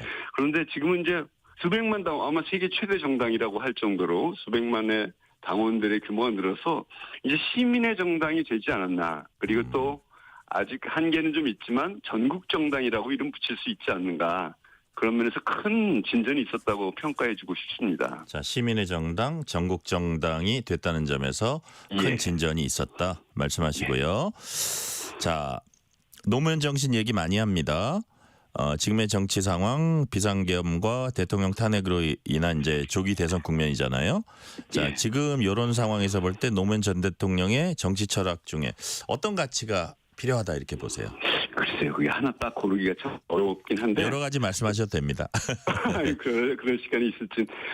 저는 노무현 대통령을 한마디로 규정한다면 저는 민주주의자라고 생각합니다. 네. 그래서 반독재 민주화 투쟁을 했었을 뿐만 아니라 실제로 민주주의 국가를 만들려고 하셨고요. 네. 국정 운영도 민주적으로 하려고 여러 가지 예를 쓰셨습니다. 국민들이 아시는 것도 있고 모르시는 것도 있지만 가장 큰 건 저는 끊임없이 소통하셨잖아요. 네. 국민들과. 그리고 어떤 것들은 설명하고 국민들께 직접 설득하기도 하고 또 잘못하거나 부족한 것이 있으면 또 사과도 많이 네. 하셨습니다. 예. 지금 저는 보수고 진보를 떠나서 모든 정치가 좀 이제 국민들이 옛날보다 더 많은 것들을 다 알고 있고 지켜보고 있고 그 뒤도 쳐다보고 있는 상태에서는 네. 보수 진보를 떠나서 모든 정치가 좀 이렇게 이루어졌으면 좋겠다라는 생각을 요즘 많이 합니다. 예. 자, 천호선 고모님이 민주주의자다라고 딱 규정을 해주셨고 설득과 사과 말씀을 또 하셨어요. 예. 이건 내가 잘못했나 하면 바로 인정하고 사과하고 그래야 더 발전이 있고 그다음 그다음 스테이지가 있다 뭐 이런 말씀으로 제가 이해가 그렇습니다. 되는데 예. 그 지금 이제 그 사실 지금의 그 조기 대선이라는 거는 대통령의 계엄 선포와 그로 인한 대통령 파면으로 이제 이루어지는 조기 대선 국면이잖아요. 헌법재판소가 대통령 파면 결정 내리면서 윤 전 대통령과 민주당 양쪽에 서로 더 존중했어야 한다 이런 질책을 하기도 했거든요. 예. 대화와 타협 측면에서는 어쨌든 좀 옛날보다도 더 퇴보했다 이렇게 보십니까? 그 노무현 대통령이 임기 마지막 해 그리고 끝나고 나서 제일 많이 강조하셨던 게 이제 대화와 타협의 민주주의 나가자라는 얘기를 많이 하셨어요. 네네. 사실 대연정의 제안도 그런 연장선 위에서 하셨던 거고요. 네. 그런데 지금 뭐 정치를 보면서 근데 대전제가 하나 있습니다. 대화 타협의 민주주의가 되려면 네. 어떤 정치 세력이든지 민주주의의 원칙을 존중해야 되지 않습니까? 그런데 지난 계엄과 내란 과정은 민주주의 원칙이 완전히 파괴되는 그것도 굉장히 폭력적으로 파괴되는 과정이었다라고 네. 저는 봅니다. 그래서 대화 타협의 정치가 이루어지려면 민주주의 원칙을 서로 확인하고 네. 잘못된 것은 잘못된 걸 인정하고 시작해야 할 텐데 어떻든 내란을 대통령을 배출했던 정당부터 그런 모습을 보여야 한다는 얘기를 하지 않을 수가 없을 것 같습니다. 네네. 그렇게 될 때만이 이제 대화 타협의 민주주의가 가능해지지 않을까. 대선 이후에 정말 그렇게 됐으면 좋겠다는 생각을 하죠. 네. 계엄을 직접 한 건 이제 윤석열 전 대통령이고 그거 오기까지 이른바 이제 뭐 입법 독주 아니냐 이런 뭐 예를 들어서 좀 비판도 있었어요. 그래서 예. 그런 부분들에 대해서는 어떻게 평가를 하십니까? 그 부분에 대해서는 저는 노무현 대통령도 비슷한 상황이었거든요. 어떤 네네. 면에서는 그때 노무현 대통령이 대연정을 얘기하셨잖아요. 예, 여소야대의 상황 비슷한 건데요. 그때 노무현 대통령은 총리를 야당에게 주겠다. 네네. 그러니 대화 타협의 정치를 하자. 그리고 거의 뭐 권력의 전부를 주겠고 나는 고유한 대통령의 장기적 과제에만 집중하겠다라고도 하셨습니다. 물론 그 전제에서는 국회가 국민의 의견을 제대로 반영할 수 있도록 국회의원 선거제도를 고치자, 대통령 선거에서는 결선 투표를 하자 이런 제안들이 같이 있었습니다만 그런 정신으로 임했어야 된다. 저는 대통령이 어떤 태도를 취하냐가 굉장히 중요한 문제였다. 야당이 그 탄핵을 뭐 조금 많이 했다고 볼 수도 있지만 네. 입법을 끊임없이 입법해서 다수 의견으로 올리는데 그걸 모두 거부를 하다시피 했던 윤석열 대통령 책임이 훨씬 큰 것이다. 그것을 양자를 뭐 균형 있게 양쪽 다 책임 있다고 얘기하는 것은 바르지는 않은 판단이라고 생각합니다. 네. 자, 민주당 이재명 후보를 뭐 전투형 노무현이다 이렇게 부르는 분들도 있더라고요. 예. 이 표현은 동의하십니까? 일단 비주류에다가 도전적이고 돌파형이다. 네. 비주류 돌파형 이런 면에서 굉장히 비슷한 것 같아요. 그러나 이제 차이점도 있죠. 노무현 대통령 원칙을 강조하셨고 토론을 통해서 설득하고 합의를 이루어 나가려는데 중점을 두셨다면 이재명 대표 후보께서는 뭐 리더십 그러니까 이런 리더십 실용주의고 아주 신속한 판단 이런 차이는 좀 있는 것 같습니다만 비슷한 점도 꽤 많이 있다고 생각을 합니다. 예. 다른 점은 뭐가 있어요? 지금 좀 전에 말씀드렸듯이 효율성, 실용주의적 효율 강조 뭐 이런 것들이 좀 있는 것 같아요. 그렇다면 조금 만약에 부정적으로 본다면 아주 뭐라 그럴까 충분한 토론이 약간 삭제되는 경우도 있다? 예. 그런 부분들이 지금 아까 지금 민주당이 굉장히 많이 발전했다고 말씀드렸지 않습니까? 당원도 수백만이 되고 그럼 이제 그거에 맞게 당내에서든 앞으로 이제 집권을 해서 대통령이 되신다면 국정 운영에 있어서 다른 모습이 좀 더 토론도 하고 설득도 하고 하는 그런 과정들이 좀 더 많아야 될 것 같고요. 저는 그렇게 하시게 되지 않을까라는 그동안 그러기에 너무 많이 정권과 검찰에 의해서 탄압받고 억눌려 온 측면들을 저는 이해하는 편입니다. 네. 자, 그래서 만약에 집권하게 되면 그 부분은 나아질 거다. 그런 예상이시네요. 예, 그거 예상이기도 하고 기대이기도 하고요. 아니면 뭐 저희 목소리가 크지 않습니다만 쓴소리도 하고 해야 되겠죠. 네.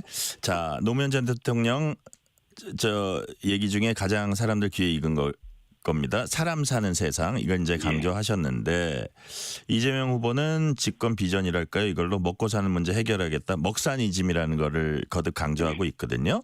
자, 이재명 후보의 먹사니즘 비전 어떻게 평가하세요? 저는 지금 민생이 극히 어렵지 않습니까? 네. 그리고 성장과 회복을 강조해야 된다는 면에서 100% 동의를 합니다. 네. 이제 다만 지금 불평등이 너무 심각한 상태에서는 불평등을 해소해 나가는 것이 성장을 추진하는 동력이 되기도 하고 또 네. 병행해야 될 과제이기도 하고 성장의 핵심적인 목표이기도 하다고 생각합니다. 만약에 불평등을 해소하기 위한 성장 그리고 불평등을 해소하는 과정으로서의 성장을 어떻게 잘 정책적으로 설계하고 이끌어 나가느냐 굉장히 중요하다고 보는데요. 네. 그런 점에서도 이제 그렇게 가려고 기대도 하지만 조금은 걱정도 되는 그 실용주의를 강조를 하시는데 노무현 대통령도 역시 실용주의자였지만 실용적 진보의 방향성을 분명히 하고 있었습니다. 네네. 그런 면에서 이재명 대표가 불평등을 해소하고 진보적 방향으로 이끌어 나간 국정을 운영을 해나가는 것에 대한 기대를 하고 있고 좀 지켜보고자 하는 생각을 갖고 있습니다. 그러니까요. 예. 자, 아까 이제 이재명 후보에 대해서는 조금 말씀드렸고 이제 저 보수 진영에서는 김문수 후보가 지금 대선에 출마해서 나왔는데 오늘 저 봉화마을 가진 못했습니다. SNS에 예. 추모글을 올렸는데 노무현 전 대통령은 기득권에 맞서서 노동자와 약자의 편에 섰던 분이다. 저 밑에 아주 예. 낮은 곳으로부터 국민에게 주권을 줄 수 있는 국민 주권 개헌을 완성하겠다. 뭐 이런 얘기를 했거든요. 예. 김문수 후보의 어떤 뭐 꼭 노무현 전 대통령에 대해서 이런 추모글을 올려서라기보다 어떤 정치인으로서 어떻게 평가를 하십니까? 뭐 과거에 노동운동하던 김문수 후보는 네. 노동자와 약자의 편이었고 노무현 대통령과 비슷한 점이 많았다고 봅니다. 네네. 그러나 현재의 김문수 후보는 노무현 대통령의 닮은 점을 발견하기 어렵다는 게 솔직한 제 생각입니다. 그러니까 옛날에 김문수 처음에 의원 하실 때나 아니면 노동운동 하실 때나 이때 봤던 김문수와 지금의 김문수는 천호선 고모님이 보시기엔 많이 다르다. 예, 예를 들면 중대재해처벌법 같은 것들이 악법이라고 얘기하시면서 하신 말씀은 노동운동했던 분 맞나? 노동부 장관 출신 맞나라는 회의를 하게 만드시거든요. 그래서 네네. 저는 김문수 후보가 내심으로 노무현 대통령을 인정하거나 존중할 거라고 생각하지 않습니다. 그래요. 자, 이준석 후보가 오늘 봉화마을에 갔어요. 가가지고 노무현 전 대통령처럼 소신 있는 정치, 정면 승부하는 뭐 정치 토론 이런 거 하겠다 이렇게. 근데 이런 부분의 입장은 어떻게 평가하십니까? 그러면서 산당 합당에 반대했던 당시에 예. 91년도에 그 노무현 대통령이 이야기를 하더라고요. 예. 근데 저는 그게 지금 본인이 아마 단일화 압박에 대한 어떤 대응 그런 차원에서 그런 언급을 했는지 몰라도 그런 정신을 배우고 싶다라고 얘기하셨던 기사를 봤는데 네. 저는 그건 좀 적절한 비유가 아닌 것 같아요. 노무현 대통령이 3당 합당에 반대했던 것은 네네. 당시 호남을 고립시키고 충청과 영남을 묶어내는 그 3당 합당이 네. 국민을 분열시키는 것이다. 지역적으로 분열시키는 것이다. 국민 통합의 정치의 관점에서 단호하게 반대하셨던 건데 지금 이준석 후보가 하시는 것은 세대나 어떤 계층들을 너무 갈등시키고 분열시키는 정치 아닐까라는 생각을 갖고 있습니다. 예. 그러니까 노무현 전 대통령이 3당 합당 반대했던 것은 어떤 통합의 정치의 정반대로 가는 그런 부분에 대한 반대가 가장 핵심이었는데 예. 오히려 이준석 후보는 뭐 좀 어떤 뭐 세대가 됐건 뭐가 됐건 남녀가 됐건 갈라치기 정치 아니냐 이런 부분에 약간 비판 의식을 갖고 계신 거네요. 그렇죠. 약간이 아니라 많이 갖고 있습니다. 알겠습니다. 다음 질문으로 넘어갈게요. 자, 노무현 전 대통령은 생전에 검찰개혁 추진했습니다. 이에 대한 여러 평가가 뭐 있을 수 있습니다. 16년이 지났는데 여전히 검찰개혁이 화두고요. 지금 기소 분리하고 수사 기소 공소 분리하고 뭐 이런 얘기들 나오고 이게 거의 당론입니다. 민주당의 그 사법부 개혁까지 최근에 화두로 부상을 했고요. 자, 이렇게 20년 가까운 세월 동안 법조 부분, 사법 부분의 개혁 논의가 이어지는 이유 뭐라고 보세요? 예, 참 어려운 과정이었는데 어떻든 노무현 대통령 때 검찰 개혁이 시작됐다고 볼 수 있죠. 네네. 근데 이제 노무현 대통령은 우리 검사와의 대화에서 상징적으로 보여주듯이 네. 가능하면 그들과 대화하고 설득하고 스스로 개혁하기를 기대하셨던 모습. 나중에 돌이켜보면 그래서 결국엔 검찰 개혁에 성공하지 못했고 너무 낭만적인 것 아니었나 이런 평가도 있었지 않습니까? 네. 그런데 저는 그렇게 시작하셨던 것은 잘하신 일이라고 생각합니다. 근데 이제 그 뒤에 이렇게 오랫동안 20년이 걸쳤고 아직도 논쟁적이기도 한데요. 그렇게 되면 아마 검찰의 권력, 이 무기에 대한 공포심을 정치인들이 가졌던 것도 한편 있는 것 같고요. 네. 또한 그 검찰을 이용해서 상대를 누르려고 했던 그런 습성들도 있는 것 같고요. 사실은 국민들에게도 우리가 뭐 검찰은 정의롭다, 사법부는 신성하다 이런 인식들이 실제로 많이 지배했기 때문에 네.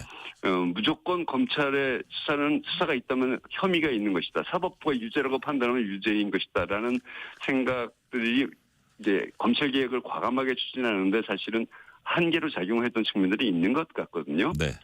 그러나 이제 지금 뭐 최근에 저는 이제 있는 것대로 다 드러났다. 검찰과 사법부의 본 모습이 다 드러난 것 아닌가. 그래서 거기에도 견제도 필요하고 네. 감시도 필요하고 다른 나라처럼 시민 참여도 필요하다는 데서 이제 국민들이 공감을 많이 이루게 됐기 때문에 옛날엔 검찰과 정치권의 싸움으로만 보시던 것이 네. 이제 국민 다수의 공감과 동의가 형성되는 그런 역할을 뭐 윤석열 전 대통령 등이 한 거고요. 최근에 사법부 대법원이 보여준 거고요. 저는 이제서야 검찰 개혁이 가능한 시대가 됐다. 참 오래 걸렸다는 생각이 듭니다만 네. 꼭 이뤄냈으면 좋겠다고 생각을 합니다. 자, 이게 이제 세월이 흘렀지만 뭐 검찰 개혁을 할 수 있는 뭐 좋은 시기, 뭐 영어로는 하이타임이라 그러죠. 아주 그 준비된 시기가 됐다는 말씀인데, 이 부분 어떠세요? 예를 들어서 이제 그 대법원의 유죄 취지 파기환송심 이후에 이제 대법원을 향해서 대법원장을 향해서 이제 민주당이 많은 공세를 펼쳤고, 자. 그 부분에 있어서도 뭐 이제 공방이 있을 수 있고 논란이 있을 수 있지만 그 이후에 또 뭐가 있었냐면 여러 법 개정안을 이렇게 그 사법 개혁을 시리즈라면서 이제 여러 가지를 했습니다. 그 뭐 법적으로는 오랫동안 저게 논의가 되어온 사실이라고 하지만 이 시기에 예를 들어서 이재명 후보의 뭐 그 혐의 부분, 행위 부분 삭제해서 면소시킬 수 있는 법안을 이 시기에 한다던가, 대법관 100명 증언한다던가, 법 왜곡죄를 신설해서 판사의 판결을 어떻게 단죄할 수 있다든지, 이런 부분은 약간 중도층 시각에서는 조금 너무 나간 거 아니냐 이런 우려도 있거든요. 이런 부분 어떻게 아까 보세요? 제가 사법부를 신성시한다라고 말씀을 드렸는데요. 네. 사실은 이제 이거 하나하나마다 좀 다른데 네. 대법관을 증언하는 문제가 100명이지만 저는 한 30명 정도가 적당하다고 보는데 네. 실제로 외국에서는 대법관이나 또는 프랑스 같은 경우는 그 우리나라의 헌법재판소 같은 역할을 하는 곳이 그러니까 판사 법조인 출신으로만 채워지지 않습니다. 네. 그리고 그 경로도 다양하고요. 저는 그건 충분히 가능하고 바람직한 제도라고 생각을 하고요. 네. 또 예를 들면 조금 전에 말씀드린 법 왜곡죄라는 것이 독일에도 있고 뭐 실제로 적용되는 경우는 거의 없었다고 합니다만, 독일의 헌법재판소는 독일의 대법원까지 한 재판에 위헌적 요소가 있으면 그 소원을 합니다. 재판 소원이라는 제도가 있습니다. 우리나라도 87년도에 헌법재판소를 부활시킬 때 그 제도를 포함시키려고 해다 토론 끝에 그게 빠졌거든요. 그래서 저는 대법관을 증언한다든지 재판에 대한 헌법 소원을 한다든지 하는 것은 좀 바람직한 방향이라고 보고요. 다만 이제 아까 얘기했듯이 행위를 빼느냐, 이런 부분들은 서로 좀 조정해 나갈 수 있는 여지가 있지 않을까 하는 생각이 듭니다. 합리적으로. 네. 자, 6월 3일 선거일 이후에 이제 새 정부 탄생합니다. 아까 이제 뭐 노무현 정신 우리가 쭉 얘기했는데, 사실 지금은 양당이 막 극한 대치를 하다 보니까 어떤 선거 이후에는 완전히 승자가 독식하는 그런 구조입니다. 그래서 어쨌든 이런 상황을 보실 때 실질적인 정치가 복원될 수 있는 방안은 어떤 게 있을까요? 이게 뭐 누구도 답을 원칙적인 것 이외에 쉽게 하기는 어려울 텐데, 아까 제가 말씀드렸듯이 민주주의 대원칙을 지킨다는 것을 전제로 해야 되고요. 특히 내란과 관련됐던 정당이라면 저도 좀 솔직하게 반성하고 싶으면 좋겠고요. 그다음에 대화, 타협, 설득과 사고 아까 제가 그런 말씀을 드렸는데 네. 이 부분에 대해서는 민주당이 좀 모범을 보여줘 나가야 되겠죠. 여대 정당이기도 하고요. 정권이기도 하기 때문에 그런 모습을 해나갈 수 있으리라고 봅니다. 예. 네. 마지막 질문 드릴게요. 자, 노무현 전 대통령 곁에서 정치 시작하셨고 지금은 뭐 정치권에서는 이제 한 발은 물러나 계신 상황입니다. 앞으로 예. 우리 천호선 고문님께서는 어떤 역할을 하고 싶으세요? 예, 제가 뭐 할 수 있는 게 많지 않겠습니다만 민주당이 중도 보수 정당 선언을 했지 않습니까? 네. 그러면 역사적 뿌리는 그렇습니다. 그러나 김대중 대통령, 노무현 대통령은 그것을 진보 쪽으로 이끌려고 애쓰셨다고 생각합니다. 네. 사실 노무현 대통령 노선은 중도 진보 노선 비슷한 거였다고 보거든요. 그러니까 유럽식이었다면 사회민주주의 우파 정도의 노선을 걸으셨다고 보는데 어쨌든 그것 때문에 중도 진보가 텅 비어버렸습니다. 그래서 네. 좋은 정치는 저는 중도 보수와 중도 진보가 함께 경쟁해 나가는 구도라고 보는데 이 텅 빈 그리고 아직은 작은 정당들밖에 없는 이 중도 진보 정당, 현실주의 진보 노선을 걷는 정당을 만드는데 제가 속해 있는 정당이 한창민 의원이 대표로 있는 아주 조그만 사회민주당인데요. 네네. 거기 그 사회민주당을 포함해서 그런 판을 만들어 나가는데 그런 구도를 만들어 나가는데 제가 할 수 있는 게 있다면 하고자 합니다. 네. 중도 진보 가치를 잃어서는 안 된다. 그 부분은 반드시 살려야 된다는 말씀까지 오늘은 듣겠습니다. 지금까지 천호선 노무현 재단 상임 고문이었습니다.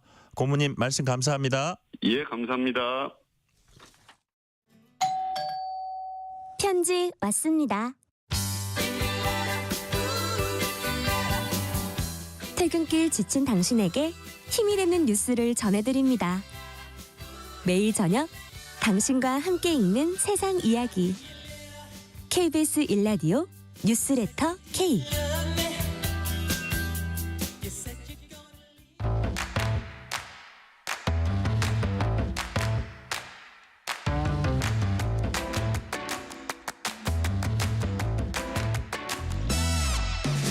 오늘 가장 뜨거운 뉴스, 화제 소식 쏙쏙 골라서 전해드립니다. 뉴스레터 브리핑. 오늘은 국민일보 김윤아 기자 나오셨습니다. 김윤아 기자님 어서 오세요. 네, 안녕하세요.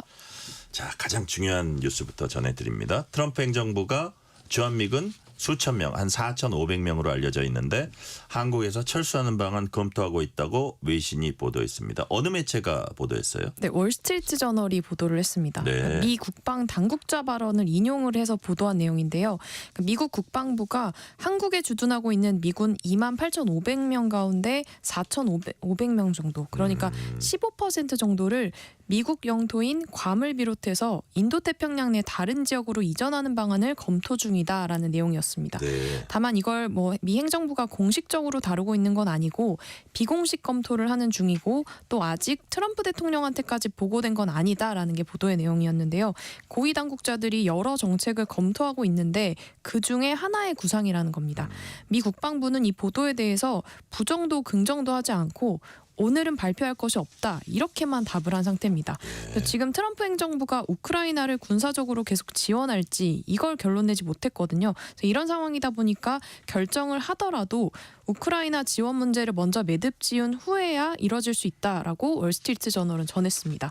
근데 이 보도가 단순히 해프닝이 아닐 가능성이 높은데요. 그래요? 네, 왜냐하면 구체적인 규모 그리고 영내 다른 지역으로 이전한다는 계획이 당국자 발로 언급된 건 처음이거든요. 네네. 그렇다 보니까 실제 추진할 가능성도 배제할 수가 없는 상황입니다. 사실 이제 월스트리트 저널이 뉴욕 타임스 이런 것처럼 주요 매체입니다. 사실 미국의 주요 매체인데 만약 중후한 미군 일부 병력 철수를 검토하는 게 말씀하신 대로 사실이라면 그 트럼프 대통령의 그 속내는 뭘까요?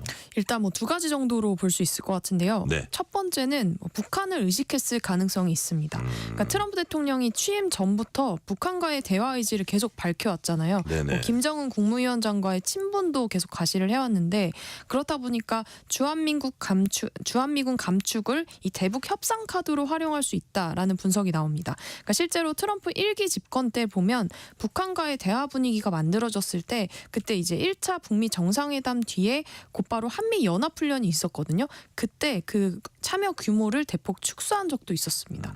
그리고 또 다른 이유로는 방위비 분담금 인상을 노리고 나왔을 가능성. 이게 사실 현실적으로 가장 큰 부분인데요. 네. 그러니까 이건 트럼프가 노골적으로 계속 요구를 해왔던 부분입니다. 그러니까 재협상 때 좀 유리한 고지를 점하기 위해서 한국이 민감해할 수밖에 없는 주한미군 감축 검토 이 카드를 꺼냈을 거라는 겁니다. 그러니까 이미 지난해 10월에 그러니까 바이든 정부 때 2026년부터 적용할 그 방위비 분담금 이거는 합의를 한 상황이거든요. 그런데 트럼프는 재협상 요구할 가능성이 큰 상황입니다.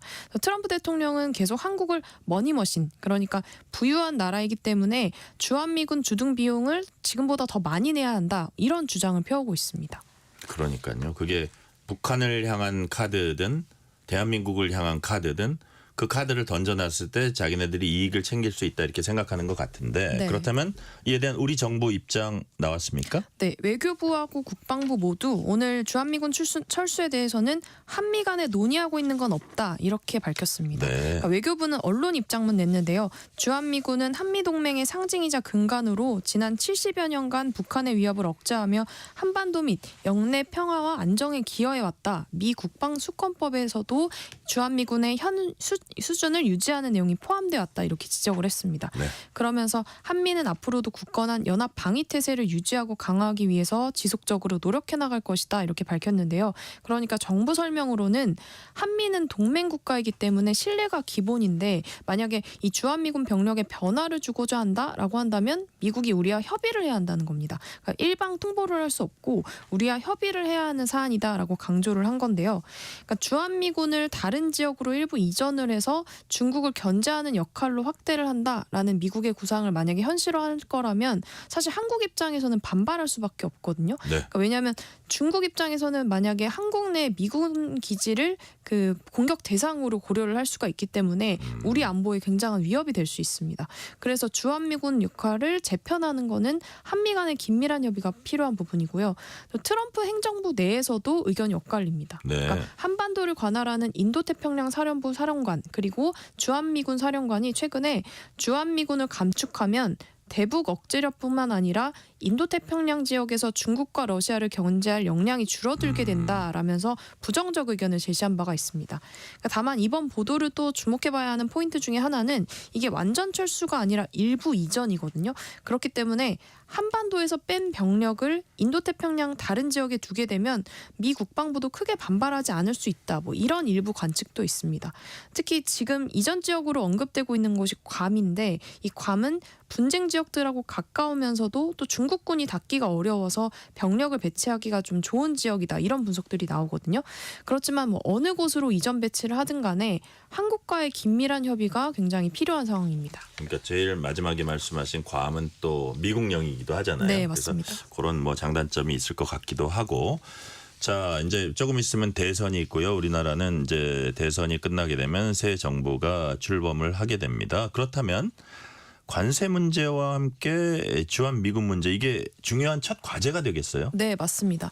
지금 말씀하신 대로 트럼프발 관세 정책이 가장 최현안으로 떠올랐기 때문에 네. 이 한미 무역 협상이 진행 중인 상황에서 새 정부가 출범을 하면 이 무역 협상하고 이 주한미군 감축 그리고 방위비 분담금 협상 이거를 포괄적으로 진행할 가능성이 큽니다. 그러니까 물론 공식적으로는 미국 정부가 무역 협상과 안보, 방위 문제는 별개로 다루겠다 이런 뜻을 밝혔고 우리 정부도 사실 패키지 논의는 없다라고 여러 번 강조를 했었거든요. 그래요. 그렇지만 그동안 트럼프의 협상 스타일 이런 걸로 보면 지금처럼 이런 보도가 나오고 있는 상황에서 또 언제든지 주한미군 문제를 꺼내서 우리를 압박할 가능성이 크고요. 특히 이걸 그 지렛대를 삼아서 무역 협상을 압박할 가능성이 큽니다. 그래서 이런 상황에서 새 정부가 출범하면 아무래도 최우선 과제로 협상을 요구할 가능성도 커지고 있는 상황입니다. 그러니까요. 그러니까 트럼프를 보면 무슨 관세 확 던져놓고 방위비 분담 확 던져놓고 북한 저기다 놓고 다 카드를 놓고 이리 던지고 저리 던져가지고 그 최대한의 어떤 그 자기의 이익을 빼내려는 그런 네. 모습을 보이는데 네. 이거 역시 그런 모습의 일환으로 보시는 거죠? 네, 그리고 사실 방위비 분담금 협상은 이미 완료된 것임에도 그러니까요. 불구하고 나랑 논의한 게 아니잖아라는 입장이거든요. 그러니까 이게 정말 전형적인 트럼프의 그 협상 스타일이기 때문에 네. 그 협상 스타일을 계속 고집한다면 방위비 그 재논의도 현실화될 가능성이 크기 때문에 이거랑 무역 협상을 어떻게 패키지로 엮어서 미국이 제시를 할 건지 여기에 대해서도 좀 관심이 쏠리고 또 지금 환율 협상도 같이 패키지로 자꾸 그래요? 미국이 요구를 하고 있거든요. 네. 그러니까 우리나라 원화를 계속 절상하라. 그러니까 환율 가치를 하락해서 자기네들 무역을 좀 무역을 살리기 위해서 그 환율 협상도 계속해서 요구를 하고 있기 때문에 네. 트럼프의 이 속내를 더 들여다봐야 될 것 같습니다. 그러니까요. 아주 종합적으로 들여다보고 과연 트럼프가 무엇을 원하는지, 그렇다면 우리는 역으로 무엇을 트럼프에게서 빼내고 취할 수 있는지, 이런 부분을 아주 종합적으로 판단해야 한다는 생각이 이 주제를 보니까 머리를 탁 치면서 그런 생각이 드네요. 네. 자, 이번에는 주제를 좀 바꿔볼게요. 핵가족이 보편화되면서 늙고 병들었을 때 누가 나를 돌볼까, 이런 걱정이 이제 드는 경우가 있습니다. 이게 네. 나이가 좀 들어가면 이런 생각이 네. 가끔 들어요. 그런데 이에 대한 인식조사 결과가 나왔다고 합니다. 자, 누구한테 의존하겠다는 응답이 가장 많았을까요? 네, 요양보호사와 같은 돌봄 인력을 꼽은 경우가 가장 많았습니다. 그래요? 네, 재단법인 돌봄과 미래라는 곳에서 40대 이상 남녀 1,000명을 대상으로 인식조사를 했는데요. 요양보호사가 나를 돌볼 것이다라는 응답이 39%로 가장 많았습니다. 네. 그 뒤를 이은 응답이 배우자가 35%였고요. 스스로 나를 돌봐야 한다라는 응답도 21%로 뒤를 이었습니다. 사실 예전 같으면 늙고 병든 부모를 돌보는 일, 이게 자녀의 몫이었잖아요. 네네. 그런데 이 자녀가 나를 돌봐줄 거다라고 답한 비율은 4%밖에 되지 않았습니다. 거의 뭐 드물었는데요. 진짜 격세지감이네요. 네, 맞습니다. 그러니까 그 자식들한테 짐을 주기 싫은 마음도 있을 것이고 또 자식들이 부양하기 어려운 현실적인 이유도 있을 것이고요. 자식들도 마음이 없나 봐요. 네. 이 슬픈 현실. 네. 그리고 배우자가 날 돌봐줄 거다라는 응답도 이게 남녀 차이가 있었습니다. 네네. 그러니까 남성의 절반 가량인 49%는 내가 아프면 아내가 나를 돌볼 것이다 이렇게 답을 했는데 네. 여성의 경우에는 남편이 나를 돌볼 것이다라고 응답한 비율은 22%에 불과를 했습니다. 그러니까 그래요? 여성은 남편 대신에 요양보호사나 뭐 본인 스스로라는 응답을 택한 경우가 더 우리 많았습니다. 와이프는 22% 들 것 같은데. 네. 예. 그리고 늙고 병들게 되면 돌봄이 필요한데 그 경우에 어디에서 거주하기를 원하는지 물어봤거든요. 그랬더니 응답자의 절반 가량이 47%가 현재 살고 있는 집에서 돌봄을 받고 싶다라고 그러니까요. 꼽았습니다. 그러니까 노인복지주택이나 요양원 같은 시설에 입소하겠다라는 응답은 7%에 불과했고요. 또 선호하는 임종 장소를 물어봤는데 여기에 대해서도 집을 꼽은 응답이 절반 정도로 가장 많았습니다. 네. 자, 지금 김 기자 얘기 듣고 보니까 돌봄 인력이 이제 노후를 맡겨야 하는 게 앞으로 선택을 넘어서 거의 필수가 되지 않을까, 이런 예상도 해봅니다. 네. 그리고 이제 주제를 좀 바꿔서요. 노년기까지 건강 잘 유지하기 위한 방법 중 하나가 바로 치아 건강 관리입니다. 근데 식사 후에 곧바로 양치질을 하는 그 습관이 오히려 치아에 해로울 수 있다, 이런 연구 결과가 나왔어요. 네, 맞습니다. 이게 양치질 333 법칙 들어보셨을 텐데요. 네. 이게 하루 3번, 식사 후 3분 이내, 3분 동안 꼼꼼하게 닦아야 한다라는 게 일반적인 상식이었습니다. 그러니까요. 사실 어린아이들 이 양치질 교육할 때 이 333 법칙 굉장히 강조를 많이 혼내기도 하거든요. 하고, 예. 네. 하지만 이 식후에 바로 이 양치질을 하면 오히려 치아 건강에 해로울 수 있다, 이런 연구 결과들이 나오고 있는 겁니다. 그러니까 왜냐하면 식사 직후에는 이 구강 내부가 산성으로 바뀌거든요. 그러니까 특히 탄수화물이나 뭐 산성식품을 섭취하게 되면 산성으로 더 강하게 변하게 되는데, 사실 한국인 같은 경우에는 쌀을 주로 먹기 때문에 탄수화물 식사가 많잖아요. 네. 그래서 이 산성으로 바뀌는 경향이 더 커집니다. 그래서 이때 양치를 곧바로 하게 되면 이 치아 겉면을 보호하는 에나멜이 약해져서 치아 손상을 유발할 수 있다고 하는데요. 그렇기 때문에 식후에 최소 30분에서 1시간이 지나고 그래야만이 치아 표면이 산성에서 벗어나서 예. 안정적인 상태를 회복할 수 있고 이때 양치질을 하는 게 좋다라는 게 전문가들의 조언입니다. 특히 요즘에는 뭐 밥 먹고 커피나 주스 같은 음료 마시는 경우들이 많잖아요. 그렇죠. 이런 음료들도 산도가 높기 때문에 곧바로 양치질을 하면 안 됩니다. 그러니까 30분에서 1시간 정도 지난 뒤에 양치하는 게 치아 건강에 도움이 된다고 하고요. 실제로 경희대병원 소아치과 박재용 교수팀이 연구를 했더니 탄산음료를 마시고 곧바로 양치질을 했을 때보다 30분 뒤에 양치질을 했을 때 이 에나멜이 덜 손상되는 걸로 나타났습니다. 만약에 30분에서 1시간까지는 기다리기 어렵다라는 상황이라면 네. 따뜻한 물로 입안을 헹궈주면 됩니다. 이렇게 되면 구강 내의 산도가 낮아지기 때문에 양치질을 하더라도 그나마 손상을 덜 할 수 있습니다. 또 양치 후에 구강 청결제 이제 사용하는 분들 있잖아요. 네. 이건 어떻습니까? 이게 양치 직후에는 오히려 이것 때문에 치아 안에 있던 불소 성분이 씻겨나가서 네. 오히려 치아에 좋지 않다고 합니다. 구강 청결제는 식사 시간 사이 그리고 간식 섭취 후에 사용하는 게 낫다라는 게 전문가들의 조언이고요. 네. 또 구강 청결제 사용할 때 요즘 종류들이 굉장히 많거든요. 이게 무알코올 제품을 고르는 게 좋다고 합니다. 이게 알코올 성분이 입안을 건조하게 만들어서 구강 문제를 유발할 수 있기 때문인데요. 나쁜 세균이 빠르게 번식을 해서 입냄새를 악화시킬 수가 있습니다. 그런데 대부분 이 알코올 들어간 제품을 써야지 뭔가 이렇게 화한 느낌이 들면서 시원하다는 그 느낌 때문에 더 선호하는 경우가 많은데 네. 오히려 그거는 이제 세균을 번식을 억제하기가 어렵다라는 거고요. 또 너무 많이 사용하는 것도 좋지 않다고 합니다. 그러니까 정상 세균까지 다 없애버릴 수 있기 때문인데요. 구강 청결제는 하루에 12회 그리고 한 번에는 30초 정도만 사용하는 게 적절하다라는 게 전문가들의 조언입니다. 네. 김종문 님이 이런 메시지 주셨군요. 일단 자일리톨 껌을 씻고 1시간 후에 양치해야겠네요. 이건 저 전문의한테 좀 물어봐야겠습니다. 네. 자, 마지막 질문입니다. 비행기 타고 여행할 경우에 승객이 이제 서서 간 입석제 이거는 안전상의 이유 때문에 전면 금지되고 있잖아요. 근데 네. 해외 일부 항공사에서 비행기에도 입석제를 도입하려고 한다. 와, 이거 무슨 얘기입니까? 네, 영국 데일리 메일이 보도를 했는데요. 네. 영국의 저가 항공들이 이르면 내년부터 스탠딩 전용 좌석을 도입할 예정이다. 이렇게 보도를 했습니다. 근데 이게 전 노선에 다 적용이 되는 건 아니고요. 네. 비행 시간이 2시간 이내인 단거리 노선에서만 제한적으로 도입할 거다라는 설명입니다.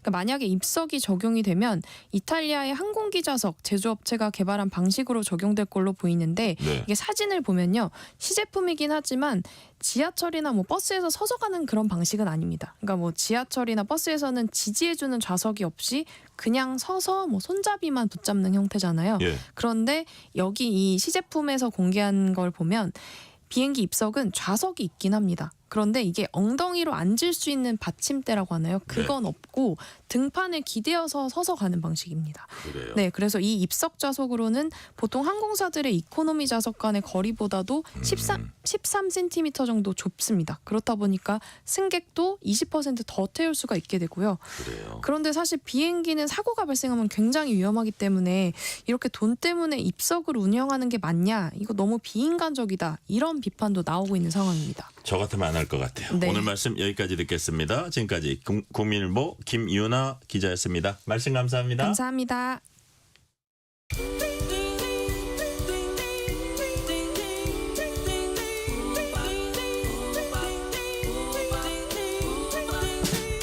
오늘 하루 뉴스를 정리해주는 다정한 편지 한 통. KBS 일라디오 뉴스레터 K.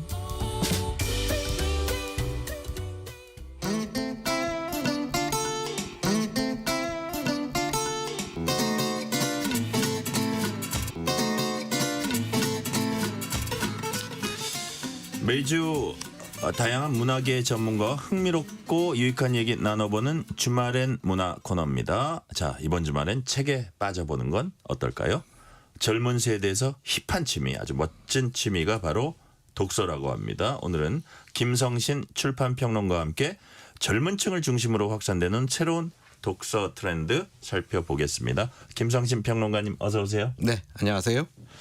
자, 우리 김성진 평론가님은 평균의 다른 사람들보다 훨씬 많은 책을 읽으실 것 같은데 한 달에 몇 권 읽으세요? 뭐 아무래도 책 읽는 것 자체가 직업일 수밖에 없으니까 좀 기준이 다르다고도 할 수 있는데 보는 책하고 읽는 책이 나눠져 있거든요. 예. 읽는 책은 뭐 하루에 한 권 정도, 뭐 한 달이면 한 30권 정도. 근데 이제 하루에 10권 정도는 봐야 합니다. 그러니까 보고 그건 일 때문에 보는 거죠. 그렇죠. 그러니까 뭐 처음부터 끝까지 막 꼼꼼하게 다 이렇게 독서한다고 보기는 힘들고요. 이렇게 뭐 스킵도 하고 뭐 어쨌든 필요한 부분만 정리하고 뭐 그러는 책들은 뭐 하루에 한 10권, 뭐 한 달이면 한 300권 정도는 정리를 해야 그러시군요. 합니다. 그러니까 이거를 제대로 읽는 책은 하루에 한 권. 네. 근데 왜 이렇게 갑자기 부끄러워지냐. 제대로 읽는 거는 하루에 한 권, 10권은 어쨌든 일을 위해서 평론을 하셔야 되니까 또 네. 이렇게 정독은 아니지만 필요한 부분은 네. 살펴보시고 또 거기 평가를 하시고 하는 거네요. 자, 요즘 몇 권의 책을 동시에 읽는 습관을 두고 병렬 독서라 이렇게 부르더라고요. 네, 네. 저 평론가님도 병렬 독서 하세요? 그러니까 뭐 직업이 직업인지라 병렬 독서 안 할 수가 없는 상황이긴 한데 예. 이렇게 생각하시면 좋을 것 같아요. 그러니까 하나의 그 컴퓨터 그 하드에다가 운영 프로그램이 여러 개 들어가 있다. 네, 예. 그러니까 그래서 따로따로 부팅한다고 생각하시면 되거든요. 그래서 이게 좀 처음엔 좀 낯설 수 있는데 예. 습관이 되면 독서의 속도에도 크게 문제가 없고 또 그래요? 문장 뭐 해독하거나 내용을 이해하는데 사실 큰 문제가 없고요. 병렬 집필하시는 문인분들도 계세요. 진짜요? 예, 그러니까 여러 책을? 책상을 여러 개를 두시고 그 글과 관련돼 있는 뭐 참고 자료 이런 것들은 그 책상 위에다 올려놓는 거죠. 예. 그리고 그런 책상을 5개 뭐 이렇게 놓고 책상을 옮겨 다니면서? 예, 본인이 책상을 옮겨 다니면서 이거 대단한 멀티인데. 자, 네. 요즘 책 읽는 사람들 특히 젊은 세대는 출판사가 운영하는 북클럽 하나쯤 가입한다 그런 얘기 제가 들은 적이 있거든요. 네. 출판사가 운영하는 북클럽 독서 모임 이건 어떤 겁니까? 그러니까 연회비를 이제 보통 내기도 하고요. 네. 그래서 뭐 책이나 굿즈나 이벤트 참여 이런 기회를 받을 수 있는 출판사의 연중 프로그램 이런 것들이 이제 대표적으로 많고요. 예. 우리나라에서는 뭐 민음사나 문학동네 같은 대형 출판사 중심으로 해서 이런 것들이 잘 운영이 되고 있습니다. 근데 점차 지금 뭐 중소형 출판사들도 이런 북클럽 운영 이런 것들을 이제 많이 하고 있는 추세인데요. 가령 좀 구체적으로 살펴보면 민음사가 매년 모집하는 민음 북클럽이라는 이 커뮤니티는 지난해 약 2만 명이 가입을 했습니다. 이게 지난 2021년 기준으로 몇 년 사이에 거의 5배 수준으로 이 사람이 늘어났거든요. 그리고 또 뭐 재밌습니다. 이게 가입하게 되면 뭐 책 물류 창고를 개방하는 패밀리데이 이런 거 행사.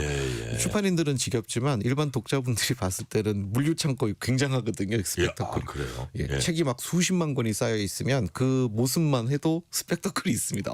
책이 이렇게 많이 뭐 이런. 그리고 뭐 그렇군요. 책과 함께 이 북클럽 회원들한테는 또 특별한 그들만 가질 수 있는 굿즈 같은 것들도 특권이 굉장히 있겠죠. 매력이 있죠. 그러니까요. 그럼 뭐 다른 그 출판사들의 북클럽도 지금 최근 한 3, 4년 사이에 5배 정도 평균 지금 이렇게 급성장을 하고 있는 그런 모습입니다.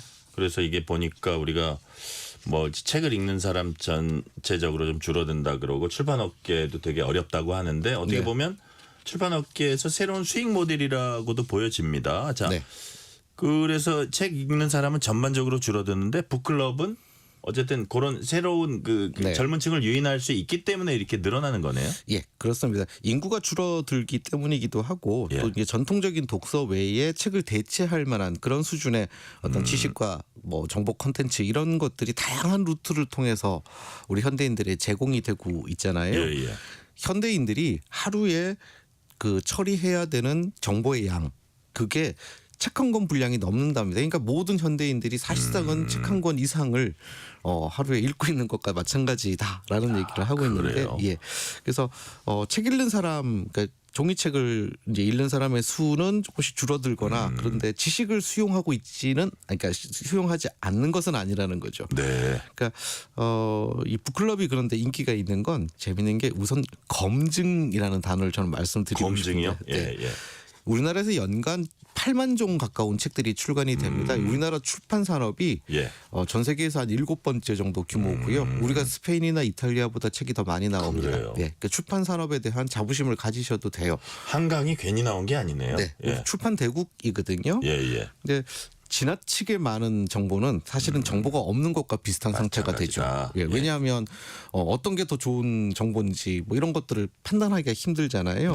근데 그래서 이 북클럽은 어떻게 보면 집단적인 지성을 가지고, 그러니까 비슷한 취향을 가지고 비슷한 지적 수준을 가진 사람들이 진짜 책을 선별하는데, 진짜 좋은 책을 선별하는데 굉장히 큰 도움을 받을 수가 있다는 거죠. 그리고 저 이런 얘기를 좀 드리고 싶어요. 독서라는 게 우리는 무슨 몸에 좋은 보약처럼 누구한테나 무조건 좋을 것이다라고 생각하잖아요. 대체적으로 좋기는 한데 예외적인 경우도 있어요. 어떤 경우요? 히틀러나 스탈린도 아주 그 유별날 정도의 독서광들이었거든요. 그렇죠. 예. 근데 그 사람들 성격도 섬세하고. 그렇죠. 그러니까 독서는 그 자체로서 굉장히 위력이 있는 건데 네. 독서가 이렇게 잘못된 방향으로 가면 세상을 크게 해롭게 할 수도 있다는 거죠.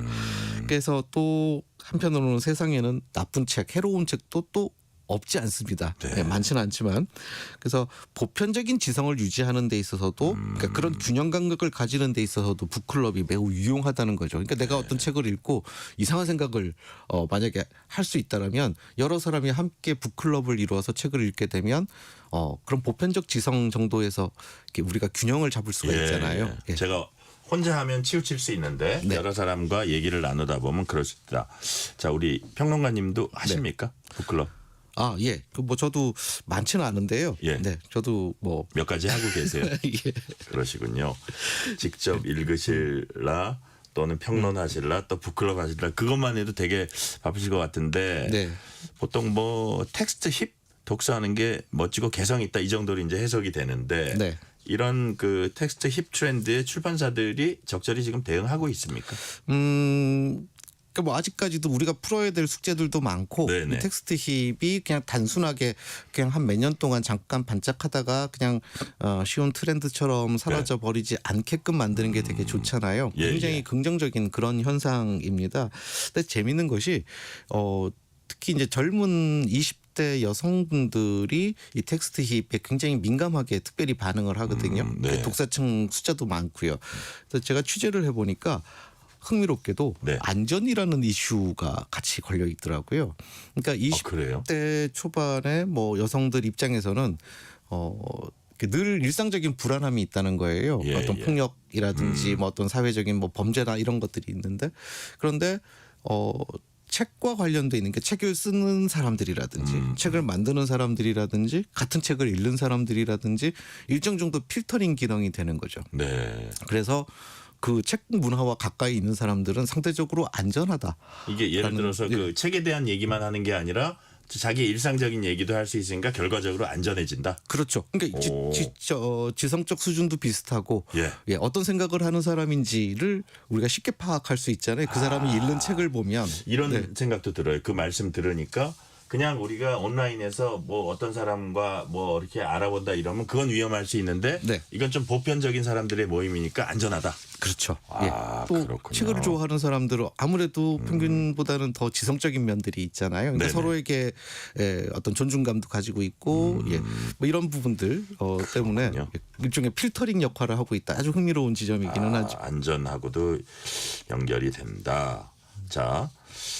근데 책을 읽고 뭐 재밌다, 유익했다 이런 건 우리가 보통 혼자서 감상에 빠지고 이런 게 지금까지 전통적인 생각이었는데 자, 이거 책 모임을 하면 또 다른 세계가 이제 펼쳐진다는 말씀이신데 자, 책을 제대로 읽기 위한 습관이랄까 훈련이랄까 책 읽는 습관 어떻게 시작하면 좋아요? 이거 뭐 굉장히 많아서 뭐 대표적인 포인트만 저는 이렇게 한번 핵심을 한번 아주 함축적으로 정리해 보라라고 말씀을 드리고 싶어요. 핵심을 그러니까 왜 또 책을 읽고 우리가 해야 되는 일들이 너무 뭐 이렇게 과중하거나 스트레스를 주거나 뭔가 이렇게 고통스러우면 그걸 지속 가능성을 가지고 계속 책을 반복해서 읽지 않게 될 수도 있잖아요. 그러니까 인내로만 이제 하는 것이 아니라 그것이 즐거움이 되기 위한 여러 가지 장치들을 생각해 보면 좋은데 제가 권해드리고 싶은 것은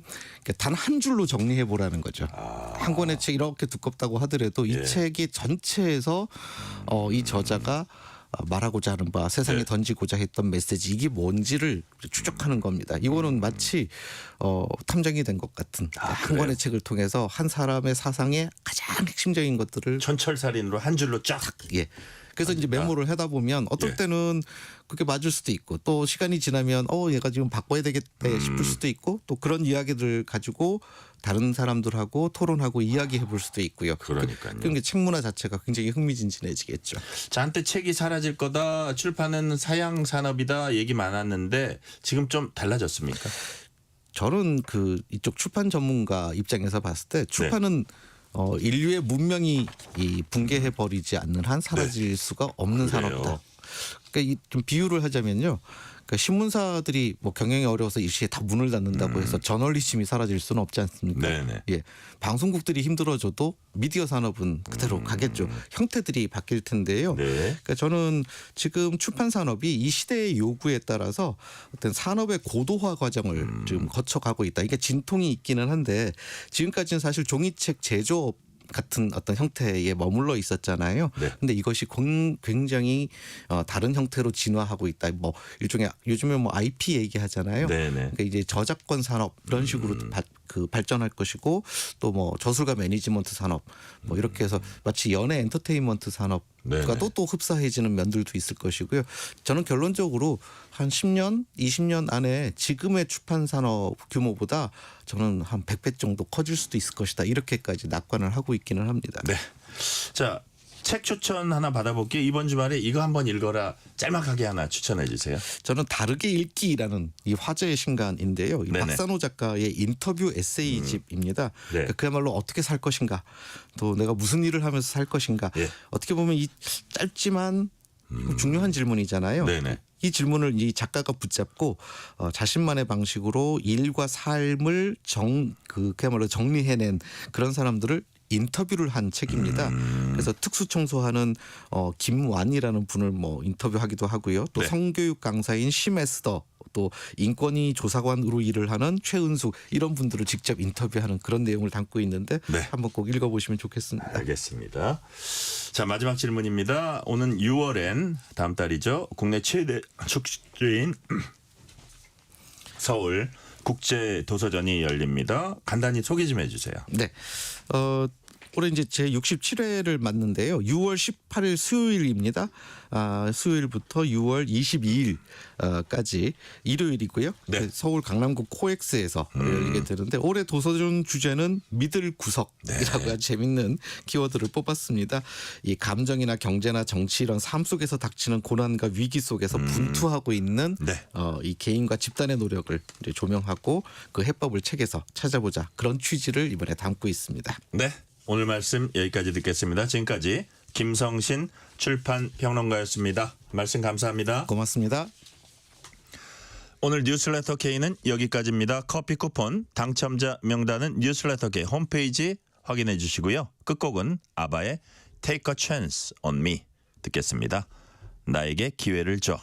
노래 가사는 사랑하는 연인을 향한 얘기인데 대선 후보들이 유권자에게 저에게 기회를 주십시오.